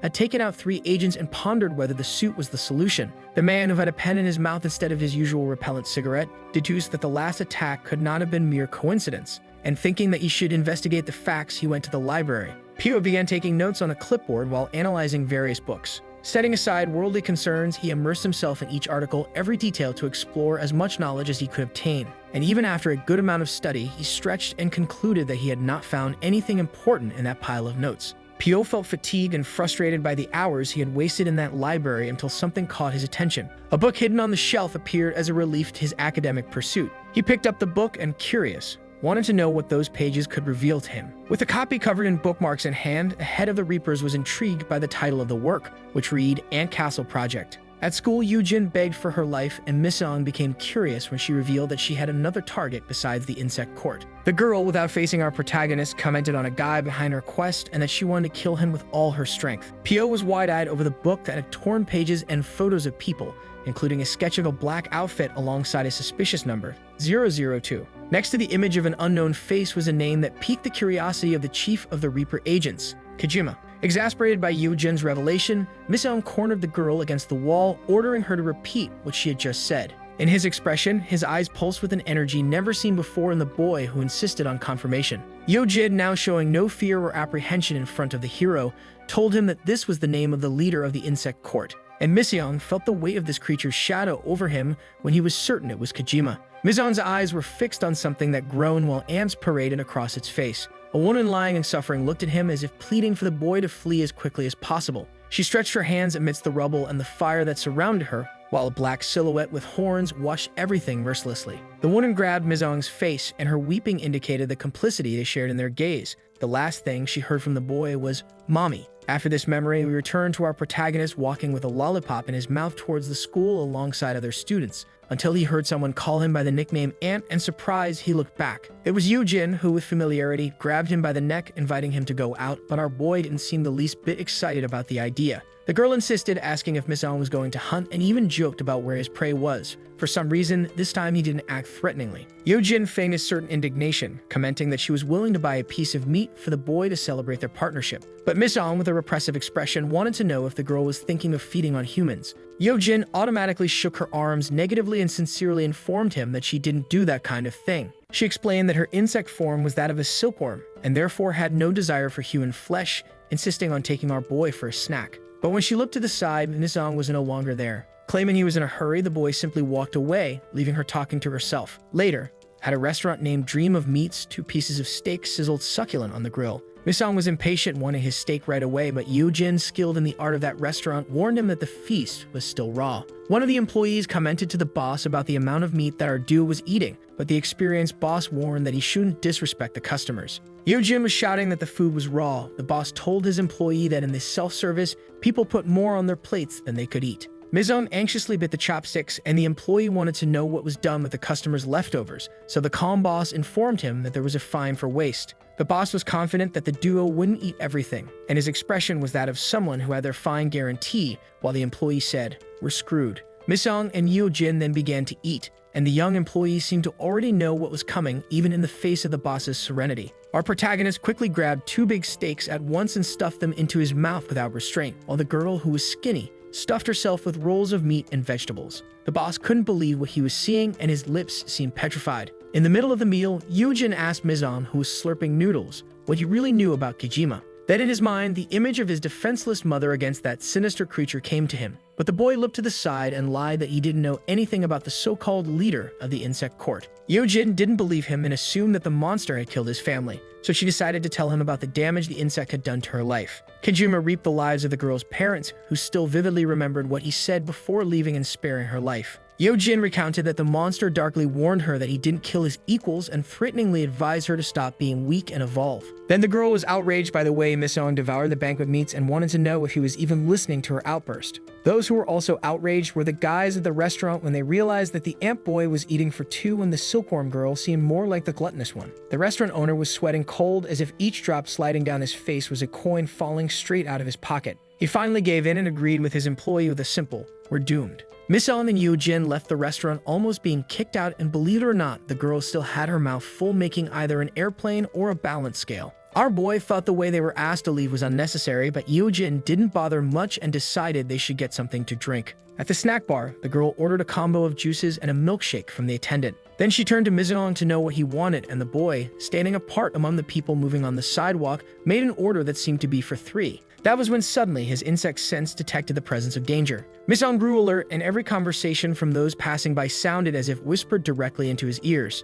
His eyes widened as if the threat was getting closer, while a couple walked by flirting about an invitation to have a nice coffee. Then the coffee guy revealed he was going to drown the girl, but while she laughed, thinking it was just a figure of speech, our protagonist felt the malice of the scoundrel. Yeojin approached casually with a bag full of juices, but Miseong could barely contain his tension from the scene he had just witnessed. Sipping her juice through the straw, the girl noticed the ant trembling and decided to ask what was going on, looking in the same direction as him. Then, noticing a couple in love as they walked, Miseong informed her that the man was an insector, and so they decided to act. The tires screeched abruptly, revealing that a bus had just stopped at the station for the descent of a pair of youthful sneakers. It was Arjo, who looked toward the hospital with a worried expression. In front of the door of one of the rooms, she called out the name of Sejin, who had been hospitalized since the incident at school, but she knew her friend did not wish to see her. Sejin, still very tormented by what had happened, rested her bandaged head on her knees, asking her friend to go away, but Arjo only wanted to leave for something. Tears of longing filled Sejin's eyes, but she seemed unyielding. So Arjo left a letter with a ring under the door of her friend's room. She walked sadly down the corridor while a man argued with the doctor about someone needing to shave their head right before their debut, even if it was to save their life.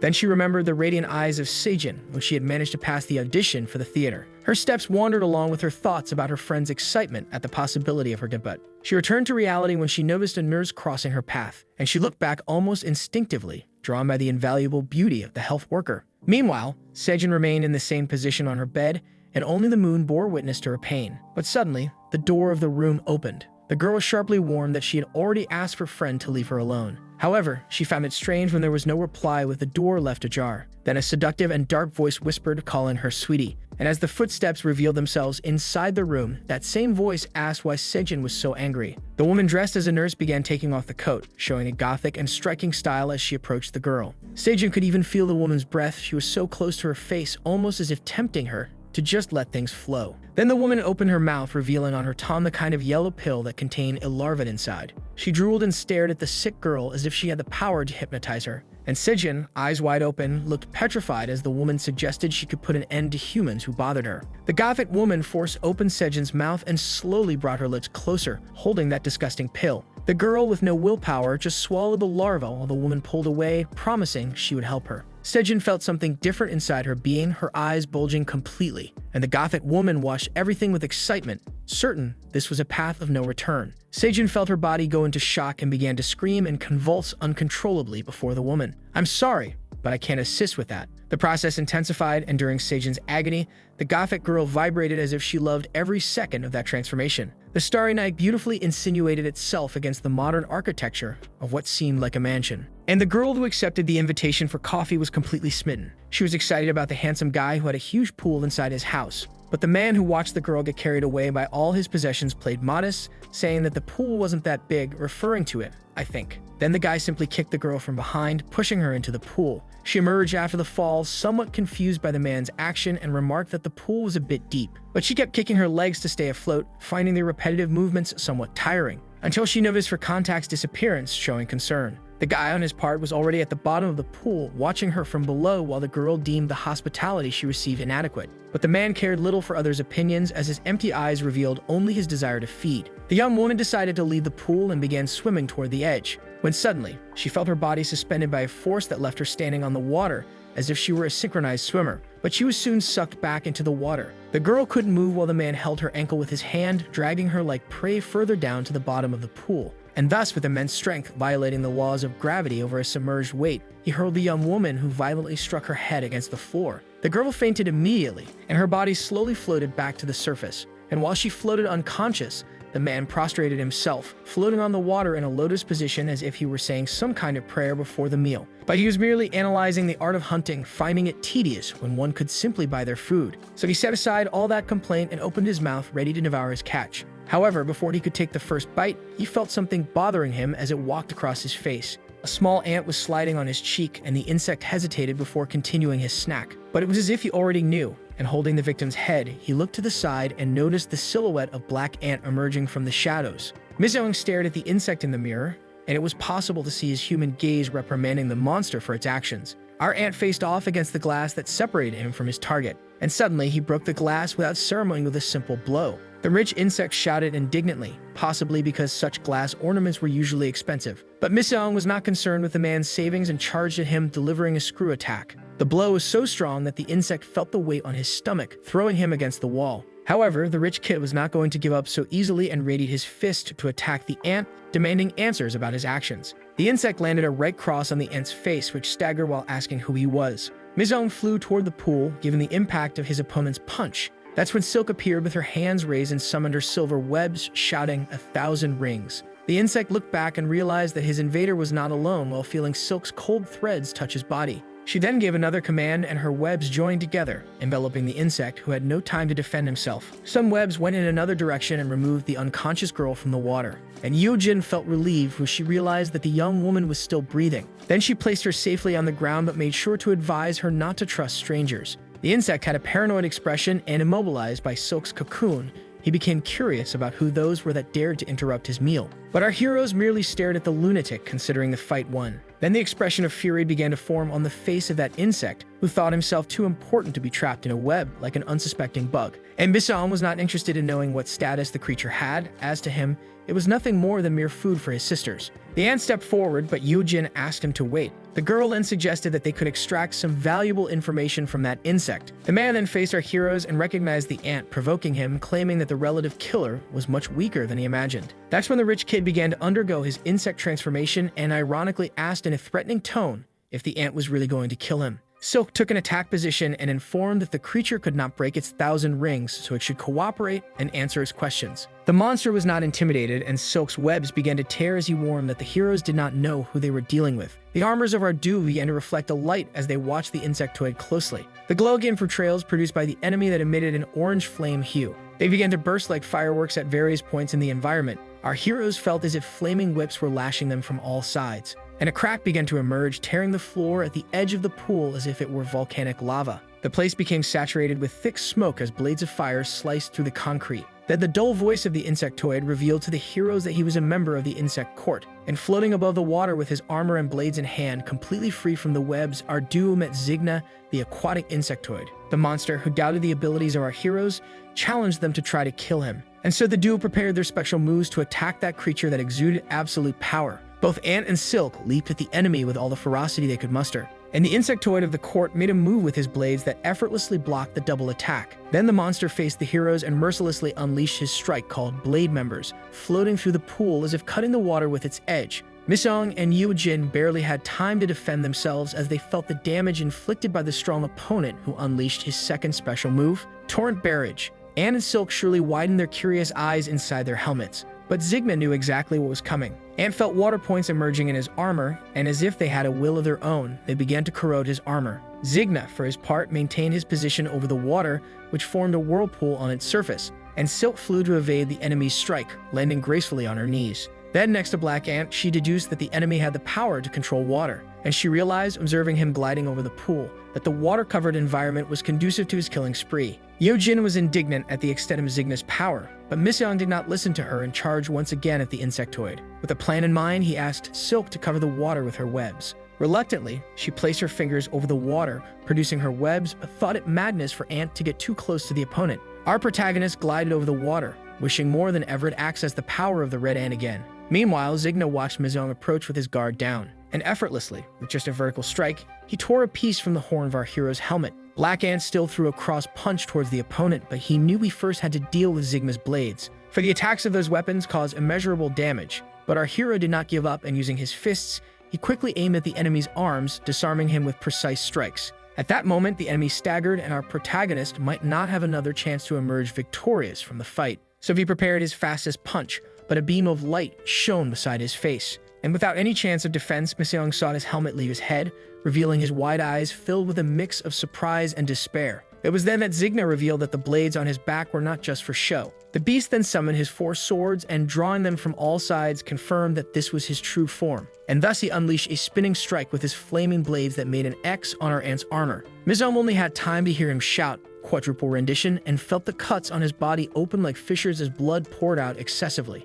Zigna stared at Ant and realized that his strikes were not as deep as he had imagined, and he was sure that the impact was lessened by Silk's webs that wrapped around his fists at the moment of the attack. The girl was there standing and tried to ensnare the opponent again with her 1,000 rings, but Zigna did not seem intimidated. Without hesitation, she struck with all the force of her knee to the back of the aquatic insectoid's neck. He felt something break from the brutality of our girl's blow, but Zigna was over the water and manipulated a wave in the shape of a spear towards our heroine, causing her to release him promptly. And even feeling the pain of the blow in his body, he managed to disarm a blade from the insect with the threads he had left. Then our ant appeared again and caught the flaming sword still in the air, which left Zigna for the first time not knowing what to do. The insect still looked at our hero to utter pejorative words, but he didn't have time to finish as Miseong drove the blade into his chest, making him taste his own poison. The enemy was not going to surrender so easily, and so he delivered a sideways blow with the blade he held in his right hand while raging at our hero. And Miseong instinctively raised his arm to block the blow, but felt the heat of the sword penetrate his armor. He tried to resist as much as he could because everything would depend on his attribute of truculence,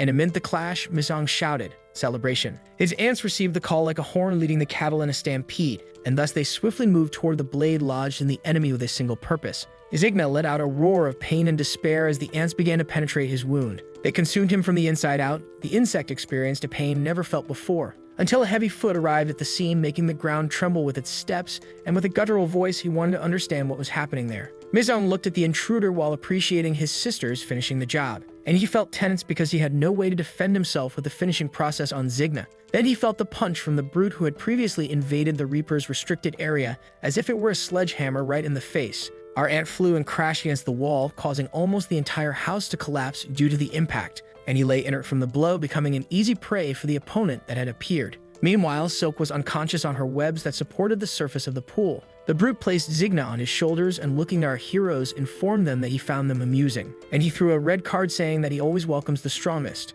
The card with the name Club, 6-shot, embedded itself in the wall next to Miseong, who was unable to react. Then he heard the ignorant one inviting him to visit the so-called club of the card, leaving them alive for some purpose. Somewhere in the city, people were circulating normally at dusk, until a narrow alley revealed a relaxed guy fiddling with his cell phone. But it also revealed Sejin, who was walking with her mask on her face and her head covered by the hood of her jacket. The guy saw the girl approaching him and, somewhat apprehensive, tried to be polite by greeting her. However, upon realizing that Sejin was a teenage student, he felt more relieved, even though he sensed his face flush with shock. The guy, who was a bit older, felt a certain malice in the air, and he wanted to know if Sejin was interested in going to a more private place, but the girl replied curtly that she was not. She took a few steps forward and, analyzing the guy, informed him that she would do what she had in mind right there. She removed her mask and, showing her beautiful face, asked if he was okay with it, to which the guy, feeling he had hit the jackpot, made no objections. Sejin then stood on her tiptoes and planted a kiss on the stud she deemed irresistible due to the girl's swift advance, but then his sweat, which had previously been from nervousness, turned to worry, and he widened his eyes as Sejin kissed him. Sejin's gaze, which had once been full of life and dreams, now appeared empty and neutral, as if no trace of her true self remained. The guy couldn't move while kissing her and felt for a moment compelled to swallow something he didn't know what it was. He began to roll his eyes and his face turned increasingly red as if he couldn't breathe. Then he was pushed back, lifeless, like a yogurt cup that had been completely eaten from the inside and discarded in the trash. Sejin revealed herself in her macabre insect form with a huge tongue full of fangs, still thirsty, while the guy lay sprawled on the floor. It was then that the goth girl, who seemed to have observed everything, asked if Sejin had enjoyed her meal. The woman embraced Sejin as if she were a younger sister and wanted to know how the girl felt about her first prey. and Sejin, licking her lips, replied contentedly that she found it delicious. The subway was speeding along the tracks while inside, a man was visibly in conflict. He kept repeating to himself that he was hungry all the time, as some passengers looked at him suspiciously. The man's face was one of distress, while some aspects of his features hinted at a possible insect transformation. The train moved along without any suspicion of imminent danger, and that man in a suit standing before so many passengers only thought about eating. Until suddenly, his monstrous side spoke louder, and he opened his mouth, revealing the fangs forming on his tongue, just like what happened to Sejin. And so he began to make his way through the passengers with the living member moving inside him. Those who were not attacked despaired at the scene they witnessed, and the man's tongue began to clean out the carriage, bringing chaos to the citizens who had no chance to defend themselves. Then he started to feed ravenously while the train moved toward its destination. Arajo walked alongside the students down a tree-lined street, and her expression was calm, which was not her usual demeanor. But soon something ahead caught her attention. It was Mizam walking alone with his head slightly bowed, reclusive in his own world. The girl quickened her pace, touching our protagonist's back and smiling as she called out to him. But when Mizam turned to her, my friends, the boy looked like he had stuck his face in a hornet's nest. Arajo was startled when she saw the boy's face covered in bruises, and logically she asked what had happened. So Mizam told her he got into a fight where he emerged victorious and defeated at the same time. The girl warned him not to get into trouble, as it wasn't really his style, but indeed our protagonist had no choice. Still not understanding, Arajo wanted to know if he was in some kind of rebellion, but something inside the classroom made her more curious. Sejin was looking out the window with her short hair and a somewhat dreamy expression until she heard her name being shouted enthusiastically by her best friend. Arajo jumped over to the girl with excitement to give her a strong hug, and with tears in her eyes, she wanted to know everything Sejin had been through since she never received visitors. Then Sejin lied and scratched her head, indicating that she felt a bit embarrassed about her hair. But Arajo complimented her friend's haircut and noticed that she was wearing the bracelet she had left for her under the door during her last attempt to visit the hospital. Mijum, all beaten up, passed by the girl and gave her a sidelong glance while Era informed that he was also in the new class with them. Sejin turned to an empty desk and asked if she could sit there, but Era warned her that it was Yujin's Spot, the tough girl of the class who usually left after roll call. But on that specific day, the tough girl had stayed home, and lying on a mat wrapped in bandages, she was recovering from the last battle. Yojin felt her ear itch and was sure someone was talking about her. Then suddenly her phone vibrated just as she had closed her eyes to take another nap, and she saw that Miss Young had replied to her message, informing her that he was at school, which made the girl deduce that the boy was a machine. She turned on the mat, staring at the card they received from the brute, and blamed herself for missing roll call. But that name, Club, Six Shot, written in gold on the red card, piqued her curiosity. At school, Suryang was incredulous to see Sejin, the school's artist, in the classroom and said he almost didn't recognize her because of her hair. Then he approached and teased her, asking how her head was, but Arajo, noticing the boy's foolishness, suggested to her friend that they go somewhere else. It was then that the annoying boy saw the scar on Sejin's neck and commented on how horrible it was, simulating empathy for her pain. The girl began to lose her patience as the boy wouldn't stop talking nonsense about the moment he ran to save himself on the day of the incident. And with the most shameless face in the world, he even mentioned that she shouldn't feel bad since she had survived. That was the breaking point for Sejin, who was still learning to control her instincts, and her eyes shone as if the monster within her was about to explode. Mizung's senses activated, detecting the presence of an enemy. However, suddenly, Arajo delivered a right cross to Suyang, and the boy had no time to react to the blow. His glasses flew off his face and landed on the ground, declaring the KO. Sejin struggled to control her rage, which would culminate in revealing what she had become. And Arajo, furious, shouted at Suryang that he should kneel and beg for forgiveness for his behavior. Reminding the boy that he had pushed Sejin to save his own life, she ordered him to apologize to her friend immediately. Suryang widened her eyes, perhaps out of shame as she recalled the fateful day, and scratching her cheek from the force of the blow, she made her apology. The boy picked up the glasses from the floor and distanced himself, grumbling, while Misong watched her friends support each other after the incident. But our protagonist felt the presence of danger lurking in the classroom once again. He looked in the direction of the girls, realizing it wasn't exactly as if an insectoid was there, but his perception pointed to Sejin as something mysterious and harmful. It was as if the girl exuded an irregular and dangerous aura to everyone. Meanwhile, on the train where the insectoid had made a feast, its transformation, which resembled a disgusting and giant caterpillar, consumed its vast banquet, until the doors of the carriage opened and an agent from the insect reapers appeared ready to do his job. This was Kobo, a member of the combat unit known as the Loco Brothers, who cautiously entered the carriage with his machine gun in hand, taking in the mess. The disgusting creature moved with its fang-like tongue, ready to attack anyone in front of it. Ko was astonished by the creature's form and asked if the other team member accompanying him was seeing what he had found.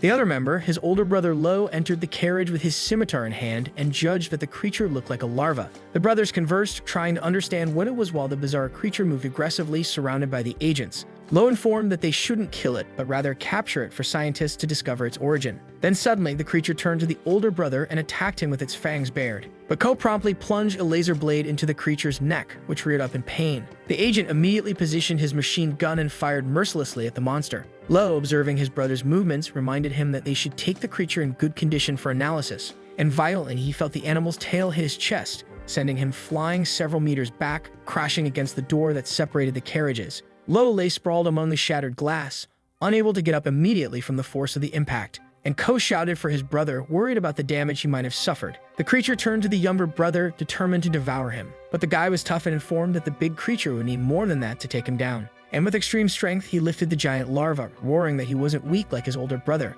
That's when Lo recovered and jumped onto the creature, slicing it in half with his blade. Ko held the half of the creature as if it were a tree trunk, and Lo sarcastically asked who the weak one was now. While cleaning himself, the younger brother commented on what had happened with the narrative of taking the monster in good condition. But for Lo, given the circumstances, half of the creature was already more than enough. Then the older brother spotted something that impressed him. A small yellow larva emerged from the creature and began to crawl on the floor until it turned to the agents as if staring at them with its 5 red eyes. Then suddenly, it leaped onto Lo, who felt his forehead pushed back by the attack of that small worm. The agent began to tremble and writhe while the younger brother tried to figure out what was happening. Lo suddenly informed that he was fine, but the larva was moving inside his forehead as if controlling his actions, and thus the man indicated that they should return to the laboratory. Surrounded by gray, jagged mountains, a large building rose with unique architecture where Sector B of the Insect Reapers operated, a spacious place where various employees moved about, aware of their duties. And it was to this building that the local brothers brought the remnants of that giant larva, certain that the doctor would be surprised by the find. Then someone jokingly said that the old doctor was dying, and Ko looked to the side somewhat suspiciously. Tay and Sam were near the corridor with their dirty clothes, and although they already knew about the larva they had captured, they felt happy to find the local brothers. Ko stopped in front of Todd and said they could have arrived faster if they hadn't stopped along the way, and the latter wanted to know why they did so during work. He also asked ironically why the larva was cut in half and made a joke that they had found the burden too heavy. Then Sam started to laugh when his partner informed that they arrived at the building with their giant larva in perfect condition. Lo dragged his half without saying anything and deliberately bumped into Ta, who made a point of boasting about his own team at the expense of the brothers. The Ta stick fell to the ground with a shove, and the agents looked at the man who didn't take the joke well, so Ko informed that he remained silent the entire trip. In the dissection lab, other agents were working on the whole larva, while talking about the other monster that the local brothers had captured. The scientists analyzed the yellow larva, holding it with tweezers, noting how bizarre it was, and then poured it into a container that held a green liquid.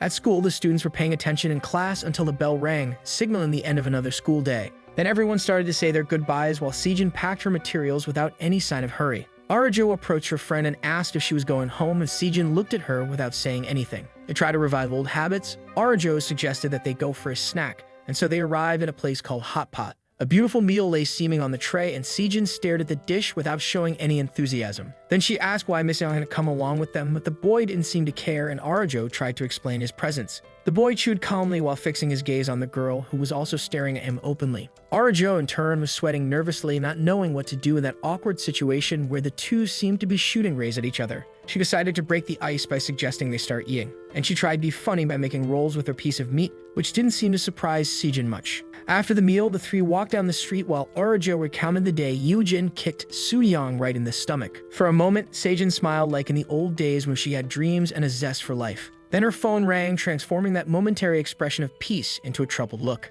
And so she decided to say goodbye to Era, who was radiant for having gone out with her friend again. The two said their goodbyes, and Miss Ong continued walking with Arajo on their way home. As Sejin walked with her scar on her neck exposed, our protagonist followed her with his eyes, knowing that something strange loomed over the girl. Arajo and Miss Ong walked calmly, and the girl felt satisfied with her friend's progress given what she had faced, planning to go out with her again the next day. The girl remembered something and stopped for a moment. She had forgotten the hand in the history assignment that was due the next day for Sejin, so she decided to go back the way she came to deliver it, and Miss Young showed a look of concern. Arajo apologized to the boy and headed in the opposite direction, but Miss Young instinctively grabbed her by the arm. Arajo turned back with a jerk, not understanding why the boy acted that way, and Miss Young, even restrained, asked her not to go near her friend. Sejin was on the phone talking to someone who said they were in a white car. That car soon parked, and an older man with glasses began waving with a smile plastered on his face. The girl approached, and the driver indicated for her to get into the vehicle. Then Sejin licked her lips because she knew that her next true meal was there. On the other side, Miss Young insisted that Arajo not go meet the girl and assumed that the teachers would understand her hospital situation. The Sunbian sat behind the couple, and Mizong, without letting go of Era's hand, asked her to go home with him. Suyong and his friend were returning home after class when they spotted Sejin from afar. They watched her get into the car while the four-eyed friend mocked him for the punch he took in class. They were drooling over the old man's car and wondered if that was her father. But Suyong, still with a red cheek from the blow, informed that the girl had no father, and upon seeing her leave, he promised he would take revenge. In another part of the city, the lights of the buildings and businesses danced with a bustling night, while a pair of boots moved determinedly along the sidewalk, and the vivid blue tone of Yoo-jin's jacket caught the attention of those she passed. The girl ignored the curious glances, focused on her mission, and she thought that she had only dressed that way because the place she was looking for was a nightclub, but perhaps she had overdone it a bit and prayed that they wouldn't ask for her ID. It wasn't hard to find the building where the so-called club, Stickshot, operated, with its crimson hue and electronic sound pulsating inside like a living organism.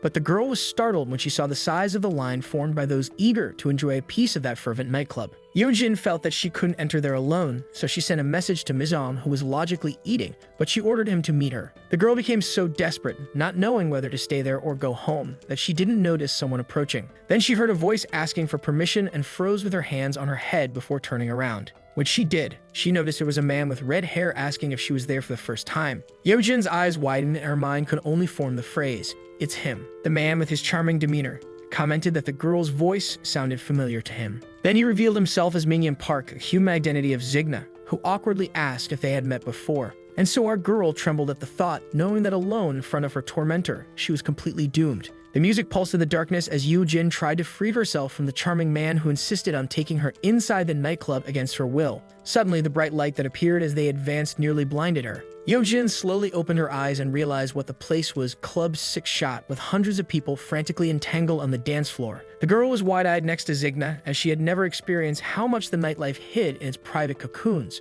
Her eyes glazed over, feeling drawn to the glow of the spinning disco ball that reflected all the glamour of the place. Zigna, noticing the young woman's fascination, redundantly asked if she was satisfied to have gotten in. But Yoo-jin only had eyes for the spinning ball and took a few steps forward, trying to touch it, as her condition as a silkworm inherently brought an attraction to light. She knew she needed to concentrate, but that light was determined to make her lose everything. Yoo-jin commented that she was enchanted by what she saw, and the handsome man took the opportunity to give her a basic pickup line, saying she was the most charming thing around. The girl looked at those people dancing and knew it was just a distraction to camouflage the existence of the insect court she was trying to infiltrate. So she put her hand inside her jacket and decided to take a risk since she had come this far. She pulled out the red card from her inner pocket and showed it to Zigna with a sensual air, informing him that she had received an invitation. Zigna looked at her without surprise, as if he had been expecting this moment, and from that vantage point where they observed the people, he said he would take her where the real fun happened. The man guided her through a wide corridor and warned that they were almost at their destination upon noticing the girl's restlessness.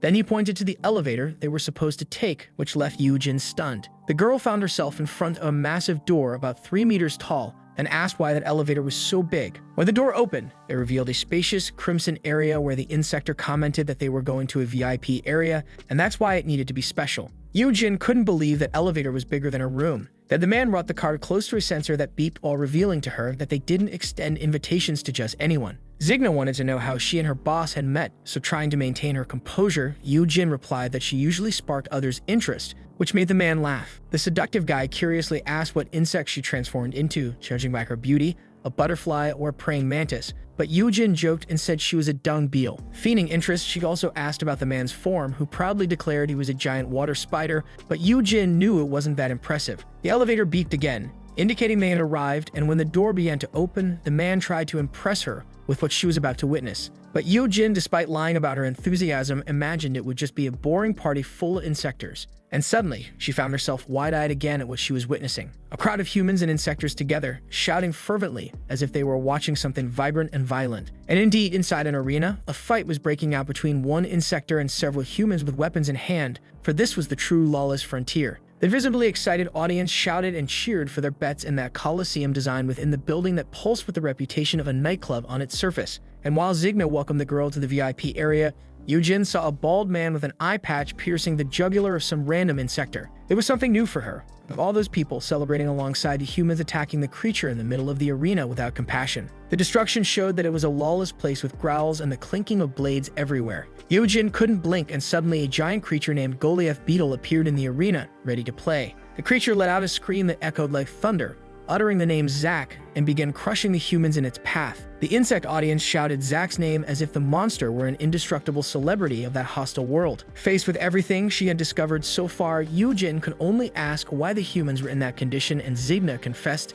that it was not the reaction he expected. He wanted to know if that wasn't her scene, but the girl was stunned to see humans and insectors betting together in a real battle. She could only think about how disgusting it all was while Zack, the queen of the insectors, knocked down all her opponents to the delight of the crowd present. Then Zigma explained, next to an incredulous Yujin, that Queen Zack was the face of the lawless frontier, a being of unmatched strength, although there were exceptions. It was then that the giant creature let out a scream, and a hole formed at the height of its stomach. From there, an orange shell emerged and prostrated itself before Zack, revealing an insector that had just inflicted serious damage on her. Zigna seemed worried upon noticing the arrival of the fighter challenging Queen Zack, as if it weren't the first time he had seen him. He recalled that he had asked him to take it easy, but the insector, believing himself to be the victor, demanded his money while the audience shouted to finish off Queen Zack. Yujin commented that it was nothing but barbarism and wanted to know what the point of it all was, so Zigna decided to explain, somewhat frustrated with the girl's attitude. He said that humans were merely entertainment for the glory of the insectors while they watched the fighter celebrate his apparent victory.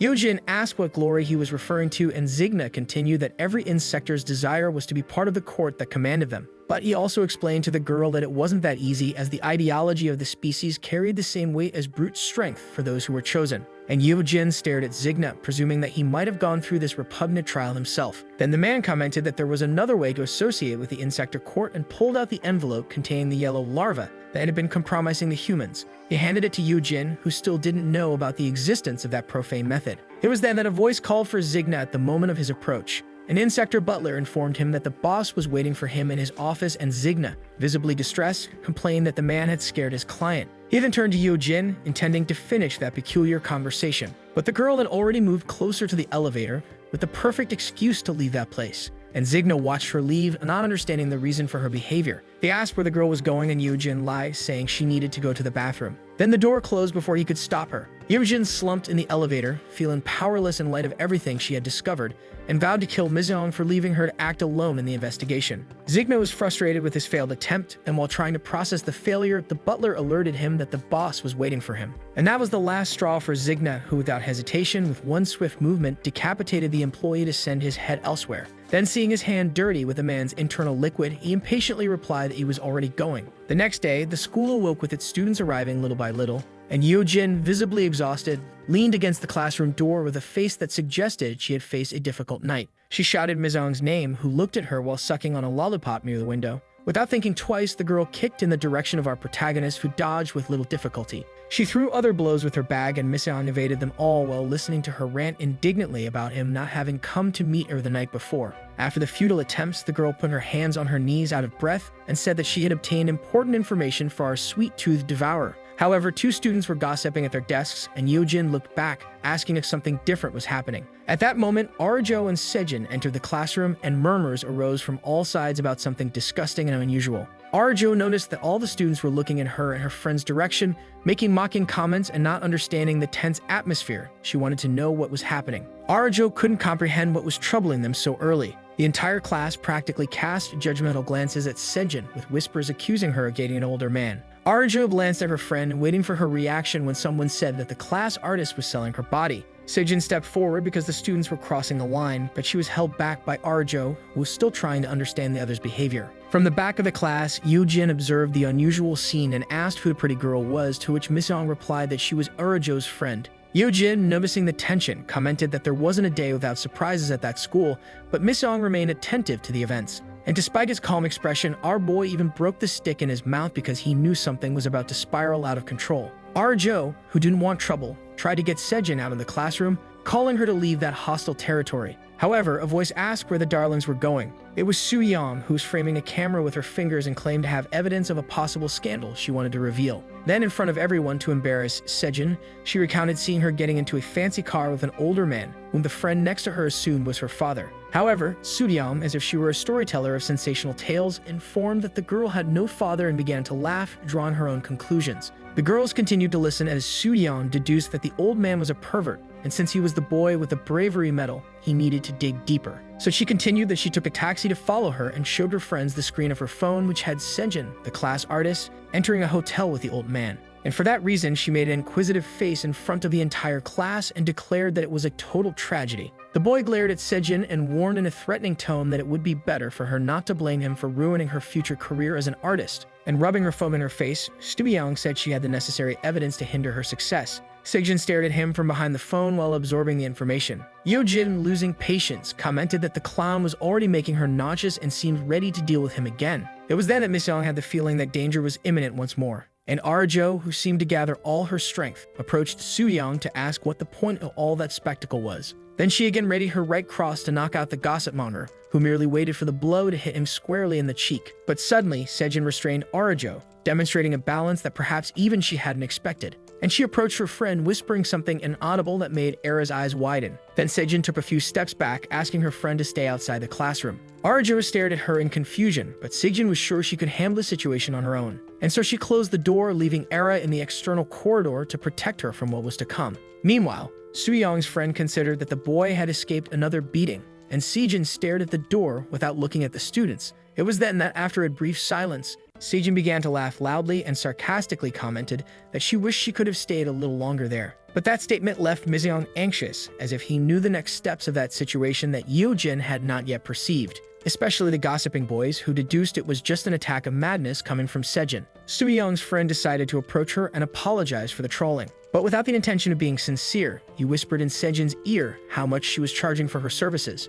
Sejin felt the weight of the boy's hand on her shoulder, and as he continued to spout nonsense, the larva began to take over her being. The boy, who had no idea of the danger he was getting into, continued to mock the girl. And Sejin turned around, presenting the ongoing insect transformation process with multiple red, hungry eyes on her forehead. Yeojin and Miseong were incredulous at the revelation, as they knew exactly what would happen next. Meanwhile, Soo-young's friend nearly wet his pants upon witnessing Sejin's macabre metamorphosis before him. Then Sejin, with just a movement of her arms, landed a punch on the boy's face, sending him flying backward, knocked out. Soo-young screamed, informing everyone that the girl was an insectoid, and Sejin stared at the boy with eyes that seemed to say, "You are next." A commotion erupted, and the students began to run around the classroom, screaming in panic. Sejin watched them all as if they were pigs ready for slaughter, almost relishing in that futile movement. So she simply made her arm stretch as if it were an extension branch of her limbs and prevented one of the students from escaping. Arjo, who was outside, heard the screams and imagined what was happening inside as the legs of a desk broke through the concrete wall.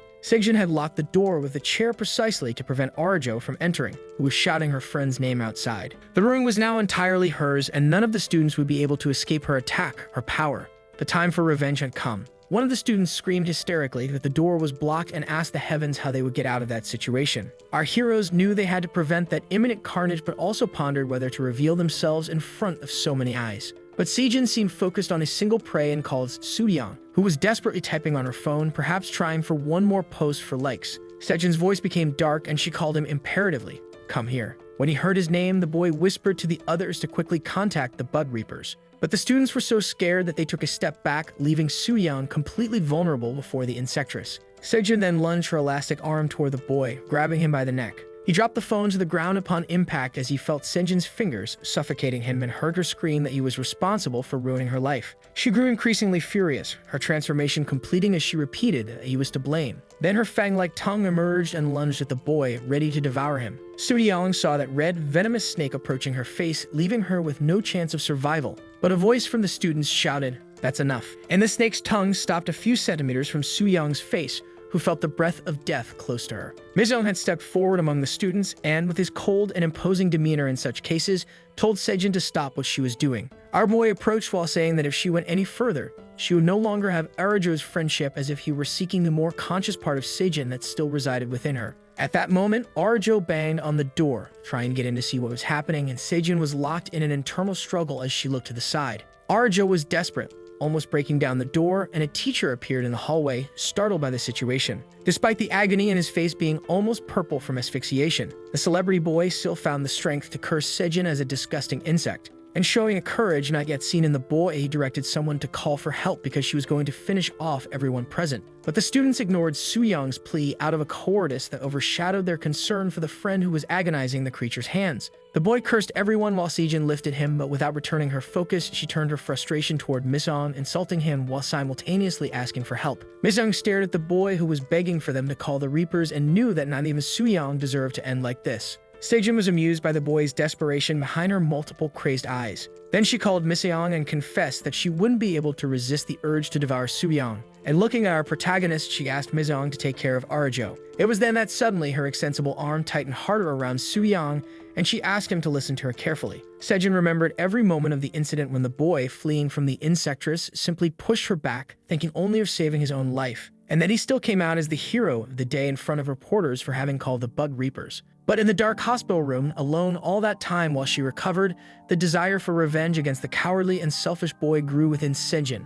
and she imagined him enjoying an unpunished, full life at school that had been denied to her. Sejin felt alone and unable to imagine Soo-young laughing and having fun. Her tears were the only witnesses to her pain, and when she gathered the strength to return, she still had to deal with the judgments of that infamous boy who didn't know half of what she had been through. Sejin then concluded that Soo-young had dug his own grave and confessed that she didn't feel bad about having to end him once and for all. Then the girl brought her arm to her backpack and revealed that she wouldn't end the boy's life without pain. Suddenly, Sejin's hand was filled with yellow larvae, and she promised that she would make Soo-young suffer as she had. Our heroes lay in wait, and Misong wondered what that was, but Yeojin already had an idea. Sejin's insect-like hand grabbed Soo-young by the cheek, forcing him to open his mouth. And with determination, she informed him that she would only grant him death at the height of his suffering. Soo-young, who was on the ground, tried to push her away with his legs, but Sejin's strength was overwhelming. Desperate, the boy begged for his life, wishing to know why she was doing this while his mouth was forced open against his will. The boy's glasses reflected that disgusting larva, and they cascaded down into his mouth. A sense of wickedness overtook Sejin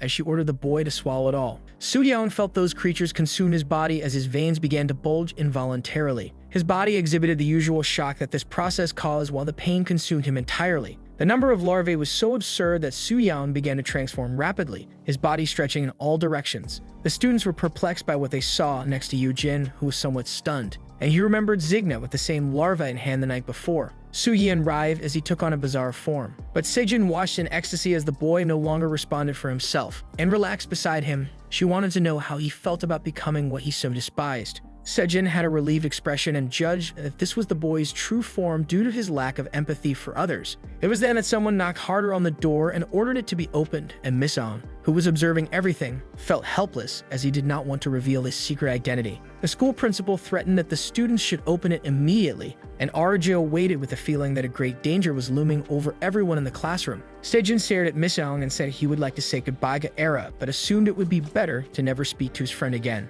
And with sincerity and even deep sadness, the girl commented that now she was an enemy of humanity. Then she threw her body back through the window and left the school, aware that she would never be the pop star she had always dreamed of. Misong watched her leave but did not move, and as she flew through the window, the chair that had been blocking the classroom door came loose and fell on the unconscious student near the entrance. He woke up somewhat dazed with a swollen cheek as the door opened. The principal stormed in, shouting alongside Era, but the student on the floor was more concerned with the monster in front of him that growled and grunted grotesquely in front of everyone. The principal was stunned to realize that another insectoid was in his school, and the student who had just woken up mistakenly reported that it was Sejin, which made Arajo's eyes widen in disbelief. Despite the chaos, the boy grabbed his phone and shouted that it was his turn to earn a bravery medal. But Arajo snatched the device from the boy's hand in an attempt to protect her friend's privacy. Ara and the boy practically fought over who would keep the phone while he explained that they should call the insect reapers. Then the device slipped, and that movement seemed to catch the attention of the bizarre creature that Soo-young had transformed into.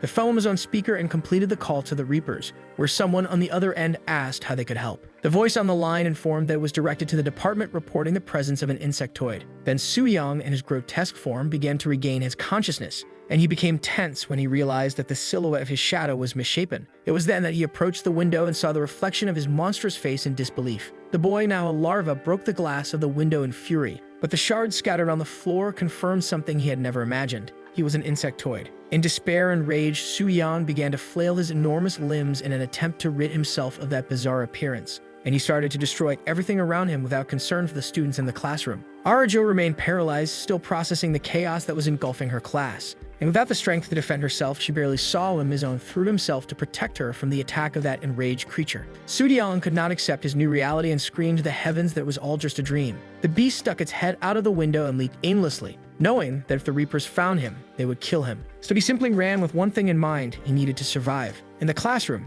everything was destroyed and the students slowly began to recover from that hurricane. Mizong heard a sob and looked at Arajo, who let her tears fall down her face without shame, imagining that larva was Seijin. Our boy had no strength to construct any phrase that could comfort her, and then he looked in the direction of Yu Jin, who was also staring at him. There was no time for lamentation, and so our heroes set off in pursuit of Seijin, knowing she was involved with the insect court. Yu Jin showed the pill with the larva she had won at the club and explained that it was one of the ways to enter the insector's inner circle. They were so focused on finding Seijin that they spoke in unison to follow each other's path, and when they realized that the insect perception power indicated the same place, they simply started running as fast as they could. But when they arrived at the indicated location, they noticed that Seijin was not there. It was then that they realized both the GPS ant and Silk's rope pointed to an abandoned construction site. Seijin was standing alone in front of the rubble that seemed to be from an abandoned building. Then she heard someone call her name and turned around after wiping her tear-filled eyes. Misong and Yu Jin approached the girl, wanting to speak in a peaceful tone.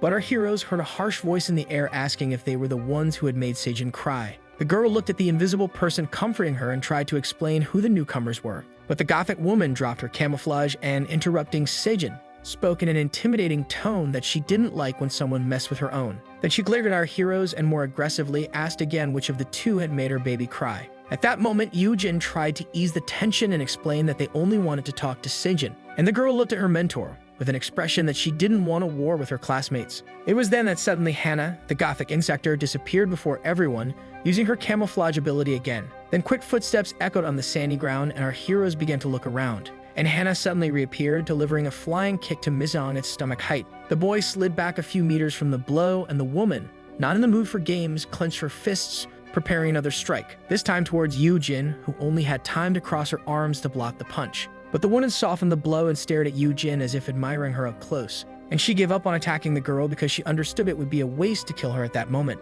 Then she quickly positioned herself behind our heroine and bit her ear as if marking her territory or something like that. But Yu Jin moved to free herself from Hannah, questioning what she was doing, and the woman jumped back. The Gothic woman wiped her mouth after the ear sucking and was surprised to realize that the girl was also an insector. Hannah's act left Yu Jin furious because not just anyone could come and suck on her ear, and so she summoned her threads to attack the woman. Hannah dodged the attack, judging that the girl's silk bug form was not bad at all. Then she concluded that Misong was also an insector and our boy was already wearing his ant suit, ready to attack. It was then that he delivered a hammer strike, but the woman was of remarkable speed and easily dodged. Our protagonist looked back in disbelief, and Hannah warned him that he would never be able to hit her with those punches. And imposing behind her sensual outfit, she explained to our young hero that using invisibility was her ability. Our heroes, already in their armor, discussed how to hit the enemy, and Seijin's eyes widened as she realized that Misong was also an insector. Always impulsive, our ant charged into the offensive, and the woman, who seemed to detect his movements, showed a bit of annoyance at the boy's attack. But she didn't notice when Yu Jin's webs wrapped around her neck.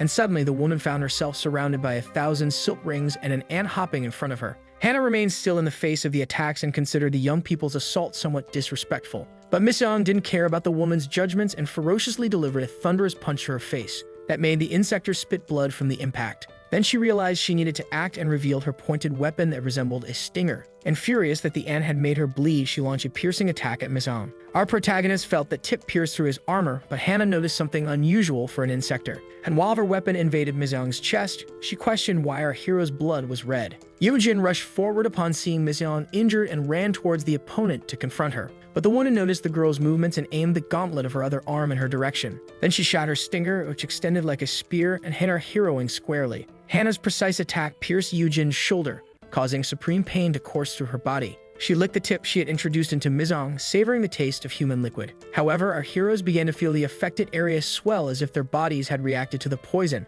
Then Hannah ordered, "Detonate." and the protrusions that had appeared on our fighters simply exploded as if grenades had been embedded in their skin. Both Miseong and Yu Jin were increasingly certain that battles against members of the insect court would be nearly impossible to win. Noticing the heroes' pause in attacks, the woman scoffed, judging them to be tired. For her, the game was just beginning. Sejin tried to intervene, placing herself between her classmates and her new tutor, lying that they were clients. Yojin and Miseong were stunned, but Sejin's intention was to convince the woman that the heroes were there to check the larva pill. Hannah leaned over Sejin to verify the truth of her words, but the girl remained firm in her narrative. A look of disappointment lingered on Hannah's face, perhaps because she was enjoying the clash or perhaps because she sensed a lie in her new pupil. But soon that aura dissipated and she smiled at the information, commenting that Sejin shouldn't have warned her earlier. Then she skipped away, finding it amusing that she had almost killed our heroes. However, there was the problem that the woman only had one pill in stock, but our heroes tried to buy time by asking for a bit more information about the product. And Hannah, as a good businesswoman in the field, explained that by consuming the little medicine, they would become stronger insectors. Sejin, who was listening to the information, discovered that humans transformed into larvae, but an insector eating the human larva would become even stronger. Yu Jin appeared troubled by the information, but that was exactly what the woman meant, become strong. Then two humans practicing cardio approached the insectors, and for Hannah, that was more than perfect for a practical demonstration. She called the boys as they ran by and easily convinced one of them to take the pill. Soon the young man began to feel the reactions and transform into a giant larva. Our heroes felt powerless once again as another human transformed before their eyes. And Hannah, wanting to apologize to Sejin's so-called clients, gave the green light for them to feed on the larva and become even more powerful. Then she wished Ardu a good meal while the creature writhed in its metamorphosis process. She left with Sejin, informing them that if they wanted more, they could find her at Club 6 Shot. Sejin glanced back and saw Miseong running without a second thought toward the larva, while Yu Jin tried to convince him not to do what she feared he would do. But larva, in turn, was more interested in what had once been its friend, who was screaming desperately for help. Then our hero delivered a hook reminiscent of 90s games, severing the creature's head from its body, still with its mouth open, hungry for flesh. He then smashed the creature, driving it into the ground. Yujin's eyes widened as she realized that Miseong was obsessed with the dead larva before him. And while our protagonist prepared to launch his ants at the feast, the girl frantically tried to stop him. The citizen who saw his friend turn into a monster and suddenly be torn apart by the ant observed in shock as the insectors debated whether to eat or not eat. That was the question. But Miseong felt he needed to test the larva to know the reality of the power mentioned by Hannah. So he commanded his sisters, celebration. And the ants left his body, heading toward the creature voraciously. The celebration had begun, and Yu Jin was indignant at Miseong's attitude. But our protagonist remained still, watching his ants finish the job. The citizen was in shock as all those insects consumed his friend. Yu Jin tried to argue that the boy could wait since there were still human traces in the victim's consciousness, but Miseong replied curtly that he was no longer human. Indignant, Yu Jin said that it was wrong and that Miseong was behaving like the other insectors in the pursuit of power. Then she compared him to the members of the insect court, and the boy looked at her seriously, asking her to shut up and watch. The distraught citizen also watched the scene, not understanding anything of the dialogue between our heroes. Meanwhile, the girl waited curiously about what patient Miseong was trying to do. Yujin's eyes widened in disbelief as she realized that the victim was returning to his natural form. As the ants crawled over his body, his features began to show signs of a possible detransformation. Little by little, the victim was shedding his larval form and incorporating human anatomy, even groaning in pain. Miseong watched everything attentively, hoping that his idea would work, and Yu Jin wanted more information about the process. Then our boy explained that he had also felt that unstable presence in Sejin. The victim was still writhing, but it was already possible to see him returning to normal. It was then that suddenly the larva he had swallowed began to be expelled from his mouth with the help of the ants. Little by little, it completely left the boy's interior. Our heroes continued to observe the ants consume the larva that had come out of the pill, and while they feasted, Yu Jin wondered if this could influence him. But our protagonist would only have the answer when they returned to his body. And so, when they finished that small meal, it marched in a line into Miseong. Suddenly, our boy felt something strange inside him. Yu Jin was frightened by the way Miseong trembled and grunted. Then, worried about what might happen, he ordered the girl to step back as soon as possible. And Miseong felt an immense pain radiate through his body, unsure if he could contain that sensation. The pounding bass echoed on another night at the famous Club 6 Shot. While the sound was muffled by a glass wall in a spacious room where a relaxed man poured a bottle of champagne surrounded by women and a security guard. The man pulled his mouth away from the bottle and imperatively authorized that the woman be allowed to enter. Complaining about the procedure, Hannah appeared accompanied by Sejin, stating that she didn't need permission to be there. But the giant, surrounded by beautiful girls and known as Dajun Gong, retorted that he was the boss of that joint and deserved respect. However, the woman didn't seem to take much notice and went straight to the bucket to grab a bottle of sparkling wine. Hana, feeling at ease, poured the bottle into her mouth without any shame and then offered it to Sejin, who declined, remaining composed. The big guy, noticing a wound on Hana's arm, asked if she had been in a fight, but the woman curtly replied that it was just business. But she commented that young people are aggressive, so the brute suggested they be invited to participate in the lawless frontier arena, and Hana asked why he would do that. And Daejin, while receiving food in his mouth, said there was a troublemaker in the arena, but Hana, who didn't seem interested in the subject, wanted to know why she was called there. The man, a bit more brusque, informed her that 50 pills of the larva had gone missing from the stock the day before. And incredulous, Hana asked if he had been robbed, while Sejin behind the woman made a worried face. Then Daejin leaned back on his sofa and warned that Hana shouldn't judge his management because he knew who was to blame. Suddenly, the giant lunged towards Sejin, and his hand was so large that it almost engulfed the girl's head. The impact of the blow was so absurd that it shattered the glass ceiling of the nightclub where people were dancing. But the man didn't care, and while pressing Sejin's head against the wall, he accused her of stealing the products. And at the peak of his fury, Daejin called Sejin a disposable little animal and swore he would chew her up without leaving a single piece. But suddenly, he felt Hana's stinger pointed close to his face. Then the two women who were fawning over the giant also revealed their weapons, ready to defend him. The atmosphere in the room became tense, and suddenly everyone was at a Mexican standoff. But Hana threatened Daejin if he did anything to her pupil. And the man, with the gothic woman around his neck, assumed she wanted to let Sejin go unpunished. Sejin felt the giant's thick fingers pressing against her head while she saw him trying to extract her confession. The man, without measuring the consequences, squeezed Sejin's face harder, and Hana, without hesitation, she drove her stinger into the brute's neck. The woman was determined and pressed the tip of her weapon deeper, while the man in turn crushed Sejin's head harder. Then the girl, feeling her head almost explode, screamed Suyeon's name and confessed that she made the boy swallow all the pills out of revenge. The giant began to laugh and, looking into Sejin's eyes, felt upset by the end of the game. Unbothered by the stinger in his neck, the man revealed that he already knew what had happened to the pills, and Sejin's eyes widened in fear. Then Daejin loosened his grip and released the girl, who fell to the ground and was supported by her mentor. The man laughed and judged Sejin to be more clumsy than her owner. But the girl was still in shock about how he knew about the pills, and Hana asked why Daejin acted that way if he already had the truth. Then the giant, surrounded by his guardians, explained that he had placed someone to follow Sejin when he discovered what she was up to. And he licked his lips at the thought that a human had ingested 50 pills, warning that this one was his. A little distance away, Squad C of the Reapers was chasing an insect larva. It was Suyeon, desperately wagging his tail to escape faster, while the agents noticed that this larva was different from the others. The monster boy looked back, trying to gauge the distance, but was quickly intercepted by the Reapers, who attacked him mercilessly. Suyeon grunted as the blades pierced his carcass and asked the heavens why fate had reserved such an end for him. Pio, who was on the front line, struck with his sword, and the creature fell, receiving a high-voltage shock. He felt satisfied to have silenced that whiny monster without making it clear, puffing on his repellent little cigarette. Pio also commented on how noisy that larva was and ordered his team to carry the creature to the laboratory. But before the agents could start bagging the monster, a strong wind began to form in the area, and Pio looked back, trying to understand what was happening that was abnormal in the region. The Reaper team couldn't control their feet and realized they were all being sucked in by the strong wind. But Pio noticed the presence of two strangers and, with his imposing demeanor,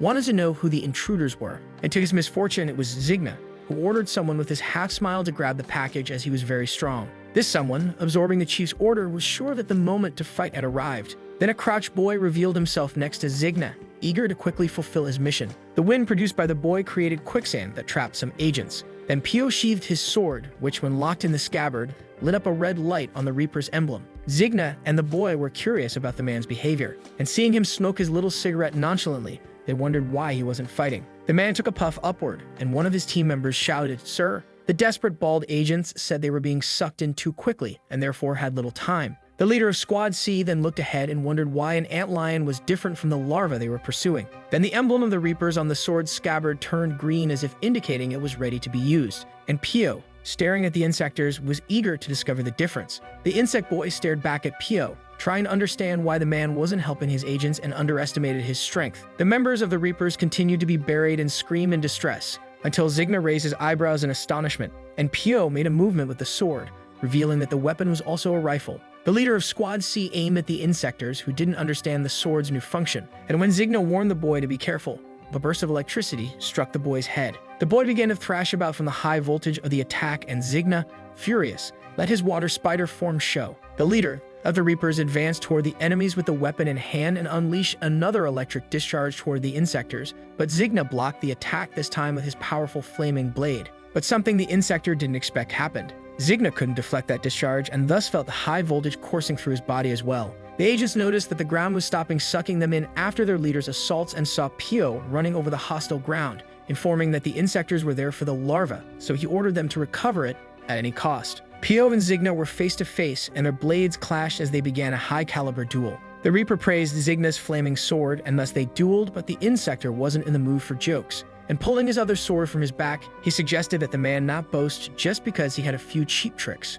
Zigna then demonstrated that he also had his own tricks for Pio to deal with, and he delivered a sideways strike with his blade that left an orange trail until it clashed again with the Reaper's sword. Pio tried to contain the attack, but the strength of that insector was impressive, and he felt that his arms wouldn't be able to resist for much longer, perhaps due to a lack of breath from the little cigarette, right? But then he showed another trick and inhaled as much smoke as his lungs could handle, and he blew a puff of smoke in Zigna's face, which looked like a fob machine for killing mosquitoes. I think that's rude, but it was fair game there. Zigna felt the smoke in his nostrils as if it were a poisonous insecticide gas. He made quick movements with his blades to dissipate the heavy air. The smoke began to clear, and the insects started to cough to expel any particles he had inhaled. But then he realized that his opponent had vanished from in front of him. He was caught off guard from the left flank by a frontal attack from Pio, who wielded his electrified sword. Zigna glared at the Reaper and insulted him as arrogant while the shock coursed through his body. But Pio was determined to take the member of the insect court along with the larva on his mission, until he felt something strange beneath his foot. He jumped back as the ground projected upward like a thorn to attack him unawares. Then 5 glowing eyes began to emerge from the ground as if it were a sand kraken full of tentacles. But the agents of Squad C blocked the creature's advance with their weapons drawn. It was then that a red arrow shot up from the sand and struck one of the agents suddenly, leaving him no chance to defend himself. Pio watched that spear pierce the man's body and open up with sharp fangs. It then lifted the agent's body into the air and swallowed him whole beneath the earth. Then the Reapers of Squad C noticed that the ground was starting to suck them back in, and Zigna wondered if his partner had stopped pretending to be dead. The creature emerged from the ground with his broken helmet, complaining. It asked who the four-eyed one was while revealing itself as Mercer, the antlion larva of the insect court. Mercer told Zigna that they were running out of time and needed to retrieve the larva of Su-Yan, who was also buried. So Zigna sheathed his swords on his back and ordered them to return to the club. Pio heard Zigna mention the club and wondered what he was referring to. Meanwhile, the agents shouted that the enemies were trying to escape. Then the leader of Squad C brandished his sword rifle, aiming at the insects. However, he noticed that the weapon's battery was dead. Squad C realized that the buildings around them were collapsing. Then the voice of the antlion commanded the ground to sink, causing the structure of everything around to start shaking. And with everything falling apart, the Reapers decided to flee the area before they were hit. But Pio ran in the opposite direction while the agents begged him not to do that. Zigna noticed the man's movement and scoffed at such insolence. And while the squad leader dodged the debris, the antlion seemed irritated by the man's insistence. The insect manipulated rocks and mud towards Pio, who was ultimately saved by the bald agent who was still alive. The creature submerged back into the sandy terrain and threatened that if it saw Pio again, it would kill him. This time, the man did not attack and watched as the creature disappeared into the ground. Pio and his agents remained still, perhaps frustrated by the failure of the mission. Then he ordered his men to investigate every nightclub in the area because he was going to start the hunt. The tracks of the black ant lingered over the dark night that was beginning. Meanwhile, an insect with cockroach traits was running at full speed. And to make matters worse, our hero seemed to be on its tail. But the creature, which had not yet noticed our protagonist's presence, was startled when it looked back, and saw the imposing figure that was usually called the relative killer. The insect, appearing desperate, begged Mizon to stop following it, until it noticed some ants walking across its face. The black ant was in front of it, ready to execute another celebration. But something caught our protagonist's attention even before he could give the order, and the cockroach insect looked back and saw that another ant was slowly approaching. Incredulous, it questioned the presence of 2 relative killers, but it had no time to get an answer as it lay on the ground, and the duo of ants faced each other in the stillness of the night. Another calm day at school after another insect incident, and Arajo was deep in thought, sitting at her desk. At another table, there was a posthumous tribute to Su-Yang, but some students did not consider him deserving and thus wrote monster beneath his name. And Su-Yang's friend, who took a punch from Sejin, was more concerned about the tooth he lost on the day of the commotion. On the other hand, Arajo and Yujin remained silent, sitting in their places listening to the other girls gossip until one called Sejin a monster. And suddenly, the girls heard someone deny the information as retaliation. Arajo had stood up and came to her friend's defense, emphasizing that Sejin was not a monster. Yujin's eyes widened as she observed the girl's attitude and concluded that she was bolder than she thought. Then Arajo returned to her place amidst the murmurs of the students behind her. Yojin felt worried and asked if everything was okay with Era, who replied curtly, yes. Arajo was still confused about what had happened and decided to ask Yojin if her friend had really turned into a monster. Then Yojin replied that Seijin hadn't harmed anyone else besides Suyang and expressed her opinion that she wasn't a monster. Arajo twisted her lips and, even understanding Yojin's point of view, confessed that she had been terrified. She looked at Yojin for the first time and, with tears in her eyes, commented that when she heard the screams, she could have looked out the classroom window but felt she didn't have the strength to do so. Then she vented that she was really very scared and couldn't contain the pain growing inside her. The idea of seeing her friend as an insector broke her heart, and Yojin, observing the girl's lament, tried to say that everything was okay, and looking in the direction of Misang's desk, she was sure they could work through the situation. Meanwhile, in the construction building, the black ant devoured the insector cockroach it had taken down. But this time, the ants didn't discard their suits to feed, and each attack against the cockroach was made with an unusual veracity. Our protagonist waited for his sister's meal from afar, and while watching them do their work, he commented to himself that after consuming the larva, the ants had multiplied. He leaned against the wall and noticed that there was no way to contain them. Then, looking at the ants centered in the helmet of his suit replica, he had no choice after several attempts but to create his own colony of ants. The replica rose, still growling with hunger, and walked towards Misang, who, appearing calm, asked if they were okay. But the suit didn't seem well-trained and tried to attack our protagonist as it became aggressive when it still felt unsatisfied. Then Misang punched the replica, which disintegrated after the boy held the leader ant he had created to command the colony trapped in a transparent globe. He watched the artifact in his hand while the new sisters returned to the globe just like those that came back to his neck. But suddenly, his sense of danger was triggered, and a pair of feet stomped heavily in the area, creating a slight tremor. Misang clenched his fist and, without looking back, was sure that an insector was approaching. But in reality, there were three that revealed their silhouettes in front of a tunnel, and for Misang, that was the perfect opportunity to test his new powers. So he jumped from the top of the building, transforming again into a black ant, and he ran as fast as he could to confront the insectors, leaving dust behind, until this sense of danger activated again for something that was enveloped in dense smoke in the distance. Then he stopped a little away from the tunnel, certain that one of the enemies had disappeared. The ant gathered more energy and lay in wait near the entrance where the insectors were, until he heard a possible argument inside the tunnel where one of the insectors was cursing a certain Red. And inside, the monster with a horn in the middle of its forehead, facing another defeated one, realized they had been lured into a trap. This was confirmed by the insector named Red, who intended to eliminate the accomplices.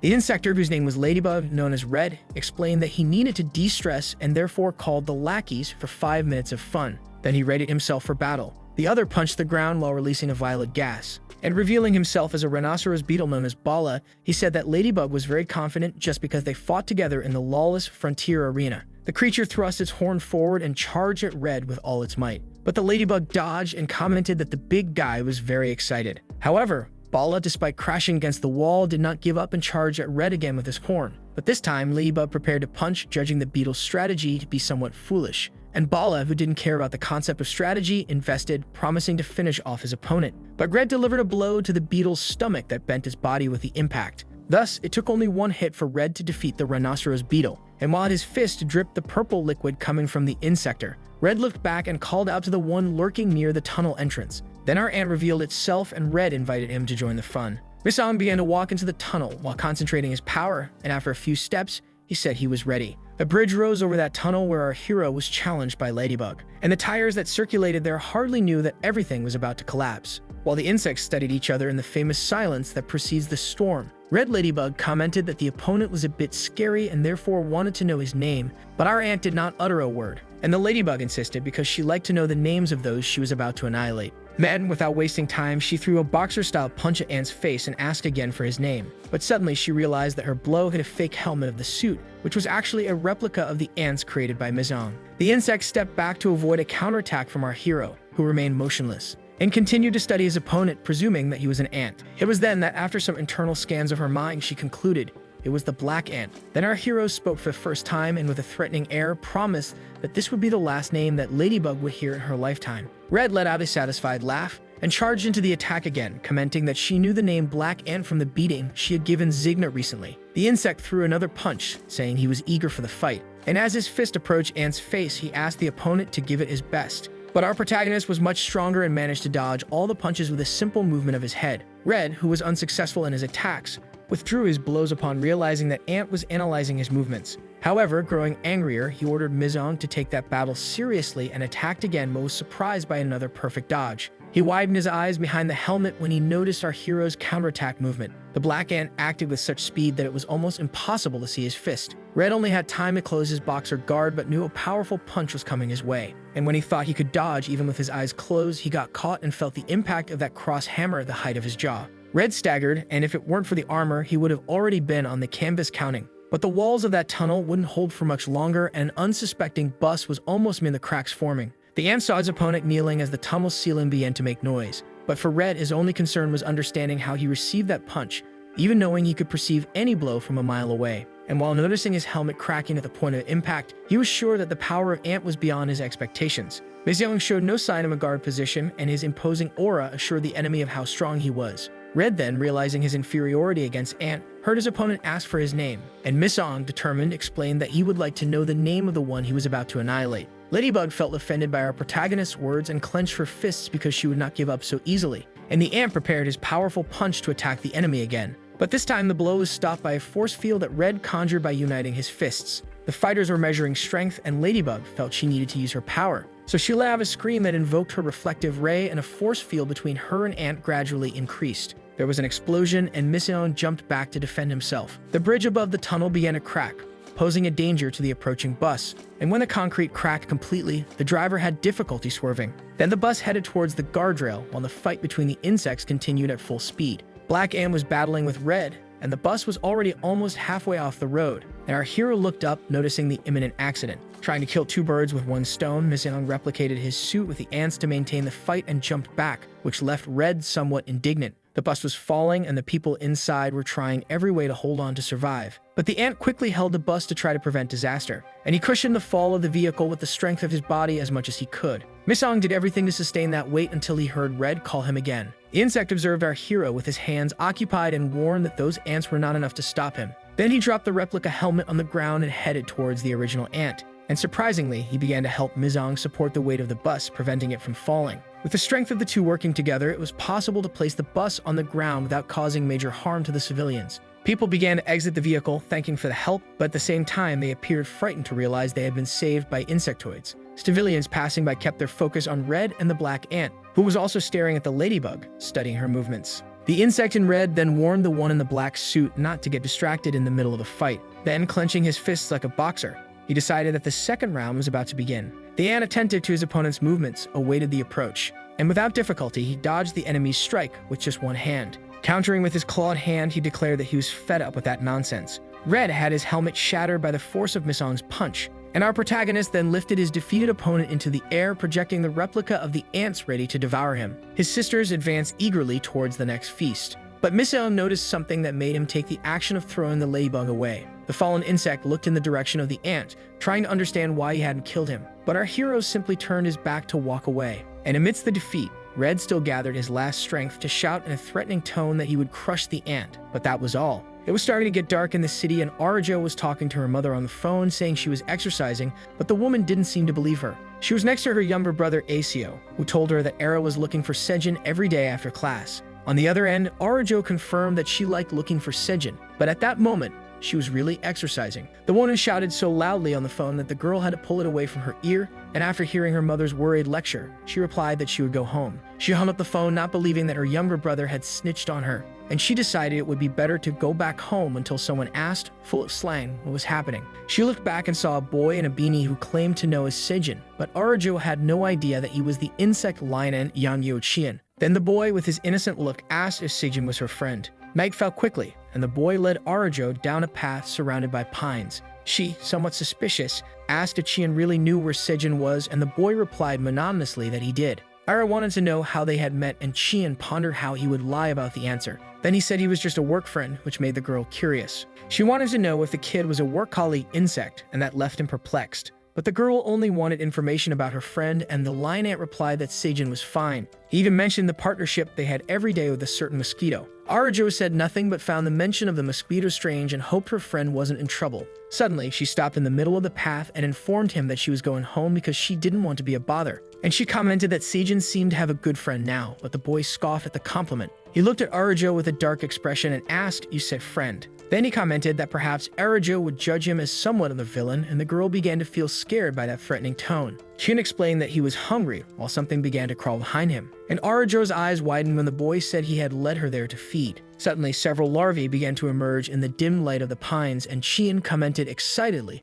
that he could hardly wait to see Sejin's reaction. Arajo swallowed hard in despair, while Chien, controlling those larvae, felt ecstatic at the idea of Sejin discovering that he had eaten her friend. The girl stepped back, trying to understand what he meant, and Chien, with a serious expression, revealed that he had never liked Sejin, while recalling his journey in the insect world, working hard to survive by hunting humans, and fighting against other creatures to discover his true self as a lioness. He showed envy towards Sejin because she had the gothic mosquito to protect her. Arajo was stunned, but Chien always struggled to understand the sudden reactions of humans. In a sudden thought of survival, Arajo took off running to escape, and Chien, without moving a muscle of concern, ironically asked where she was going. And as his transformation into a lion ant began to take over his body, he warned that it was too late to try to escape. Arajo tried to scream for help, but suddenly felt her body being sucked into the ground trap of that dangerous insect. The antlion then gave the order for the feast, and the larvae advanced towards the girl who had no way to defend herself. Arajo just screamed, waiting for the first bite, but suddenly the heads of those larvae were swiftly severed,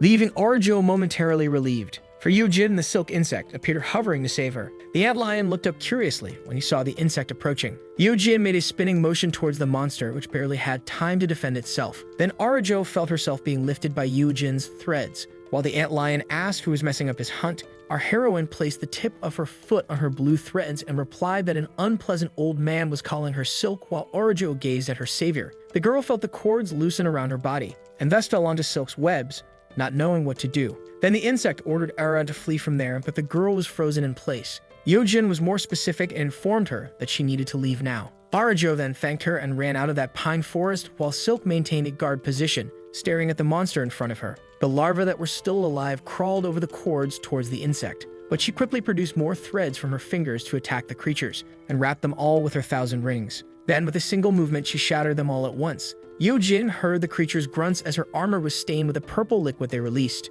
Qian, already furious, wanted to know why Silk had appeared out of nowhere to disrupt his snack, and behind his multiple eyes he threatened to bury her alive. Yojin, who felt no effect from the intimidation, found the monster's tantrum rather cute, and in front of the pieces of the larvae she had destroyed, she revealed that she was listening to the entire conversation. Then she wanted to know if the antlion belonged to the insect court, and he, staring at her, answered dryly that yes. The insect, protecting itself in its ground trap, said it knew her from the beating she and Misidon gave Zigna, but asked if she could fight him alone. Yujin conceded her opponent's point and then took something that was stuck in her helmet, concluding that if she had to fight against a member of the insect court, she would be willing to use the larva she received at Club 6 Shot. The heroine hesitated while staring intently at the pill, and the antlion, noticing what she had in her hand, tried to encourage her not to do it. But Yujin seemed determined now and brought the pill to her mouth. The insect attacked Silk right after, intending to defeat her before the larva took effect. But as soon as Yujin swallowed the larva, a whirlwind of smoke occurred that prevented Qian from knowing what had actually happened. Then the antlion, in defense mode, deduced that he had exaggerated a bit in his concern over a single pill.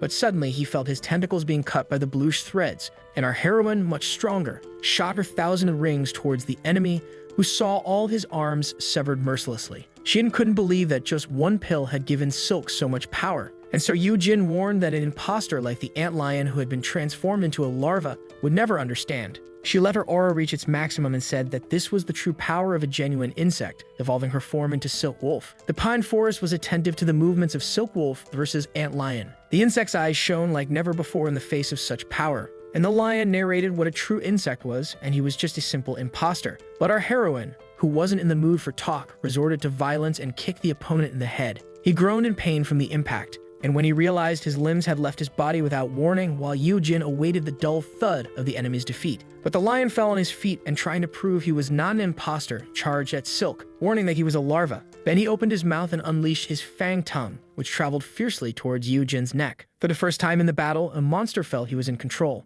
But Yujin stared at him serenely, as her entire body was covered by a dense layer of silk, and informed him that the fangs would not leave a scratch on her. Then she held the antlion's tongue, which widened its eyes upon realizing its own fragility. Silk began to squeeze it and promised to turn the enemy into pieces. Qian could not contain the strength of his opponent as he watched her shoot her cutting threads that wrapped around his tongue completely, and suddenly he felt the muscle being torn from his mouth. The lion ant refused to believe he had lost his main weapons of defense and attack, and with his spinning movement he buried himself in his own trap, while Silk watched curiously with the creature's tongue in her hands. The insect was fleeing but promised he would return to finish the fight when he was stronger. Qian did not accept defeat and only thought about evolving. However, even underground he encountered Silk's bluish threads crossing and blocking his escape, and they tightened around him until he was reduced to pieces of rock. Yojin watched the debris of that creature hoisted by her web of threads, and she looked at her own fist, almost believing in her strength. Then she clenched it, feeling satisfied that she had managed to defeat a member of the insect court. But she knew her desire for revenge was just beginning,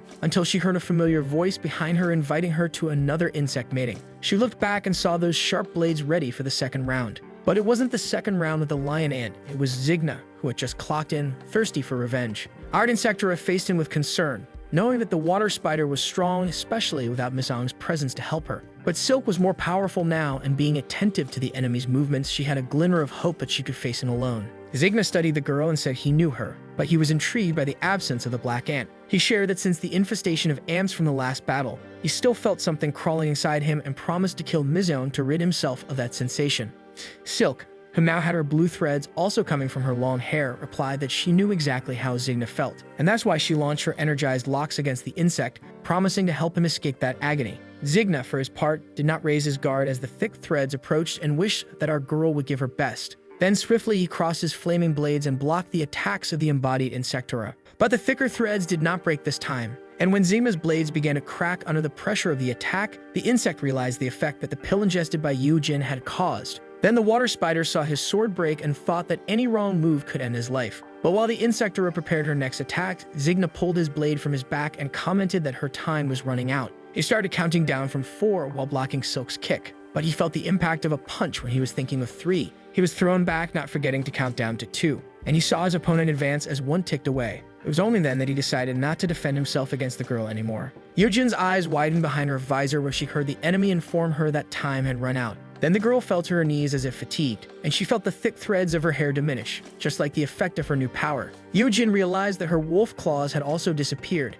ending her transformation. Then, with the insect's blade touching her neck, the girl heard Zigna explain that the effect of the pill had a time limit. However, the member of the insect court was not willing to kill her and ordered her to accompany him under custody. Meanwhile, far away in Mizong's apartment, the boy was watching TV with his grandmother, who had a news segment about Chiang Siam, a featherweight boxer who was the Asian champion. The old woman, attentive to the interview, commented that the young man was the pride of Korea, but Miss Ong seemed to notice something strange about the athlete, who had not received a single blow from his opponent in the last title defense. And when the reporter asked how he got the bruise on his face, there was surprise at the revelation that Chaeyoung had faced an insect. Miss Ong and his grandmother watched the interview with the charismatic athlete attentively until the old woman decided to change the channel. Then came another news story about insects found in the mountains, and Miss Ong noticed his phone vibrating on the table. The boy picked up the device, which had a notification from Arjo asking if he was going to school the next morning. But Miss Ong was still learning to control the new colony of ants, so he decided to skip class for a few days. Arjo had sent several messages to our hero, and he discovered there that even Yujin was not going to school either. The boy became worried about Yujin and decided to send her a message, saving her contact as emergency food. Meanwhile, deep in the club, Six-Shot Nightclub, the trivial battle was taking place in the lawless frontier arena, where humans and insects vibrated together for entertainment. But that night was special because in the midst of the fight was our dear Silk Yujin. She seemed to be becoming the main punching bag for the other fighters. And Zigna, who was watching the fight on a big screen, realized that Yujin was the girl he had given the pill to a few nights ago. The insect continued watching until he noticed a vibration from the purse on the table next to him, which caught his attention. The man pulled out the cell phone it contained to read the notification on the screen. He felt satisfied to discover that Formiga was looking for his friend. At home, Miss Ong was heading to his room and informed his grandmother that he wouldn't be going to school the next day, but the old woman didn't object to her grandson's decision. Then the young man's phone vibrated again, and he became curious as it could be a response from Yojin. When he looked at the screen, he noticed that his emergency food had sent a photo. Miss Young tapped on the image, and what he saw sparked such perplexity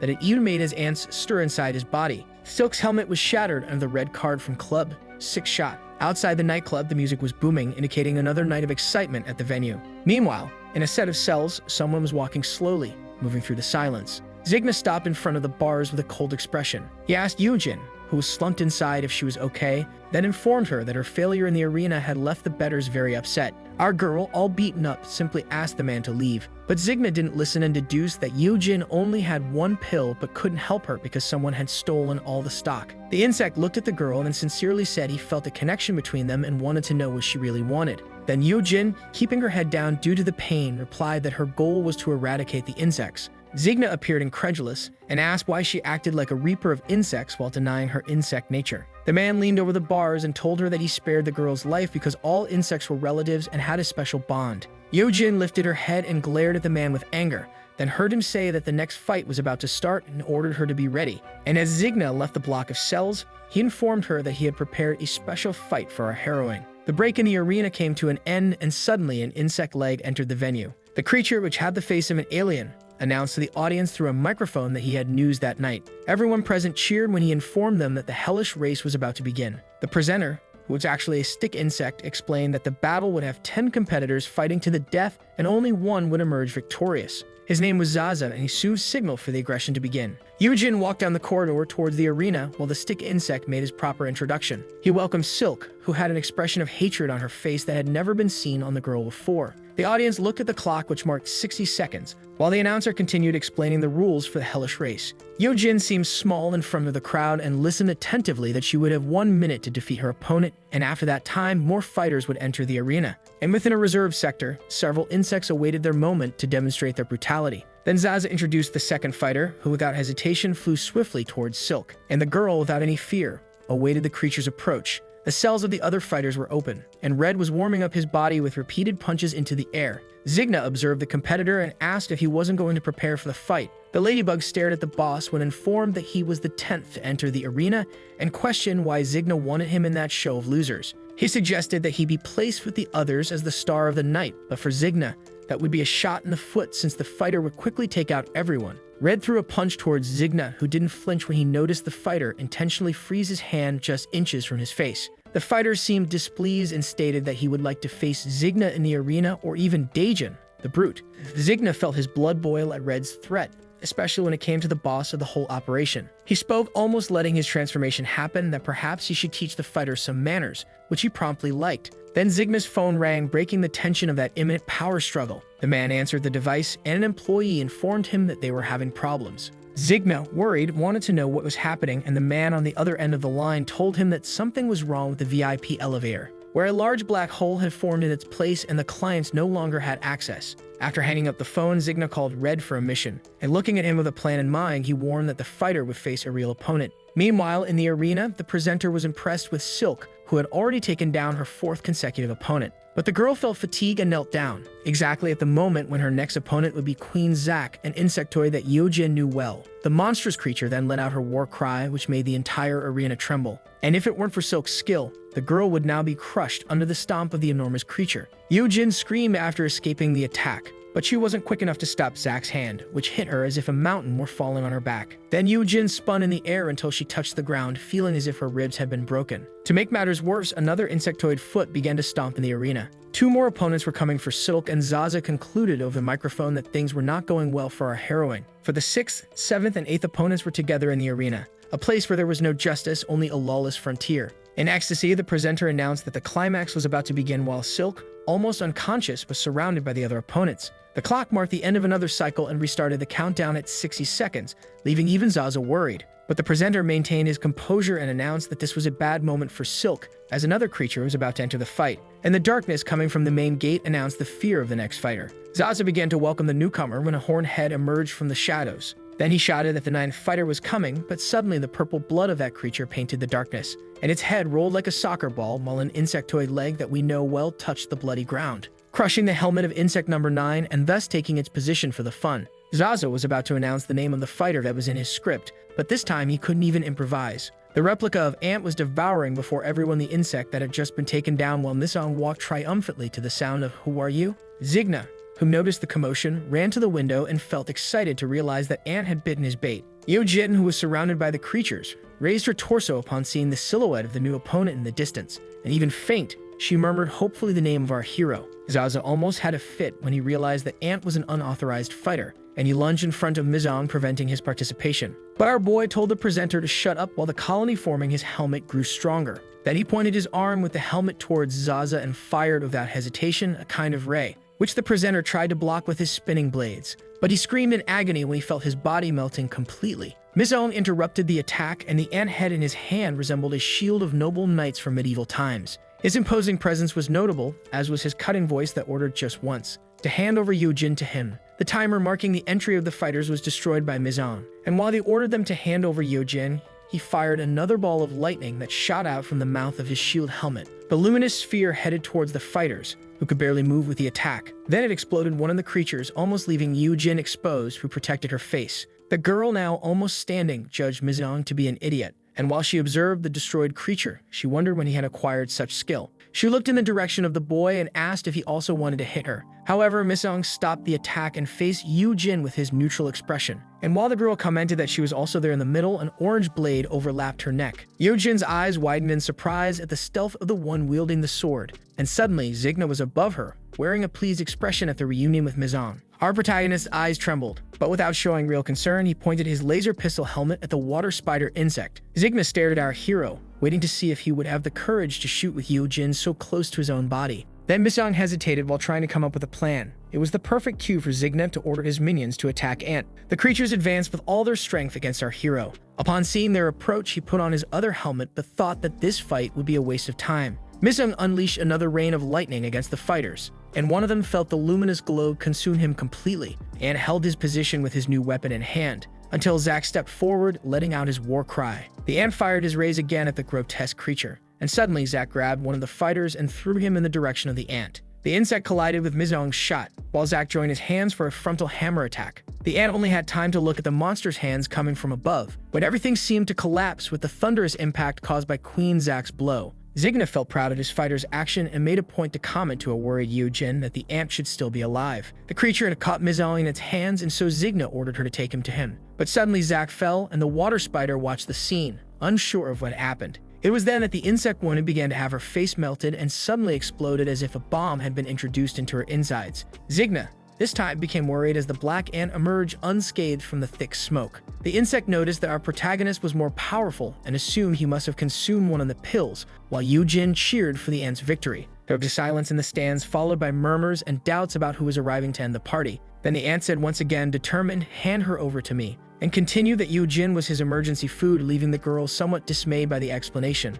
Zigna expressed a devilish look at the boy and ironically commented on how he found the ant hilarious until a voice emerged, interrupting his judgment. A rather upset human customer asked what would happen to the money since everyone was dead. Then the others supported that voice, wanting answers about their bets. Zigna felt the hatred and disgust for humans rise through his veins. But he turned to the customers and informed them that on behalf of the company, everyone would be reimbursed. Then he bellowed for them to shut up and place their bets again. The crowd was stunned, and the man who complained about the money asked if Zigna and the ant were going to fight. Mizong liked the idea and responded loudly that he would wipe out the insect court member. Then Zigna, with blood in his eyes, asked the ant to give it his best. However, he commented that our hero's opponent was behind him, and welcomed the 10th competitor as his feet revealed themselves in the arena. The ant looked to the side, facing the opponent who had arrived, greeting those present. Red entered the arena, stretching as if he were stepping into a boxing ring. The ant then asked if this was the place for the rematch, and Red confirmed, already excited about the possibility. The ladybug set her boxing guard and charged at the ant with full force,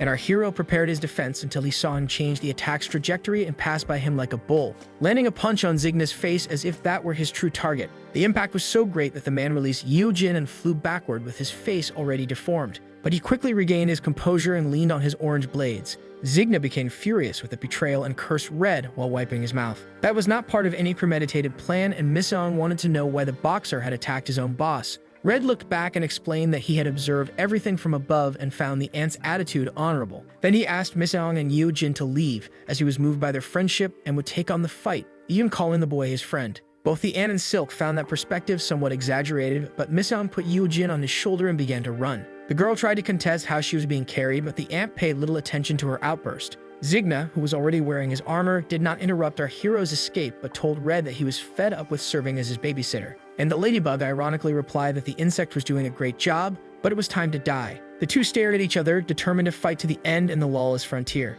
Meanwhile, in the midst of the escape, Yujin asked if Mizong had also gotten the VIP card to enter the arena, but the ant replied that he had not. Then he explained that he destroyed everything right away, and the girl was left speechless by the boy's rudeness. It was when she saw the big hole that the ant had dug where the huge elevator used to be. But since she was quite exhausted, she just wanted to get out of there quickly. Mizong started to climb the place but felt some rocks hit his head, and he noticed a rapid movement of rocks coming from above. Suddenly, the hulking boss descended into the hole like a bulldozer with his fists raised. Our hero only realized it when he felt the blow to his face. The villain's hand was bigger than Mizong's face, and it took just one hit to smash his helmet completely. Yojin's eyes widened when she realized that the first impact was just because the owner of the place was claiming his rights over the vandalism. Where's the lawyer? Then he stood up in front of our protagonist and said he would have to kill him, but the most impressive thing was the size of the guy, who looked like an enraged titan. The club's bass was booming on the dance floor. Meanwhile, in the VIP area, the champagne was flowing beautifully down a dry throat. It was Daejun who was there having fun as he did every night in his pleasure refuge.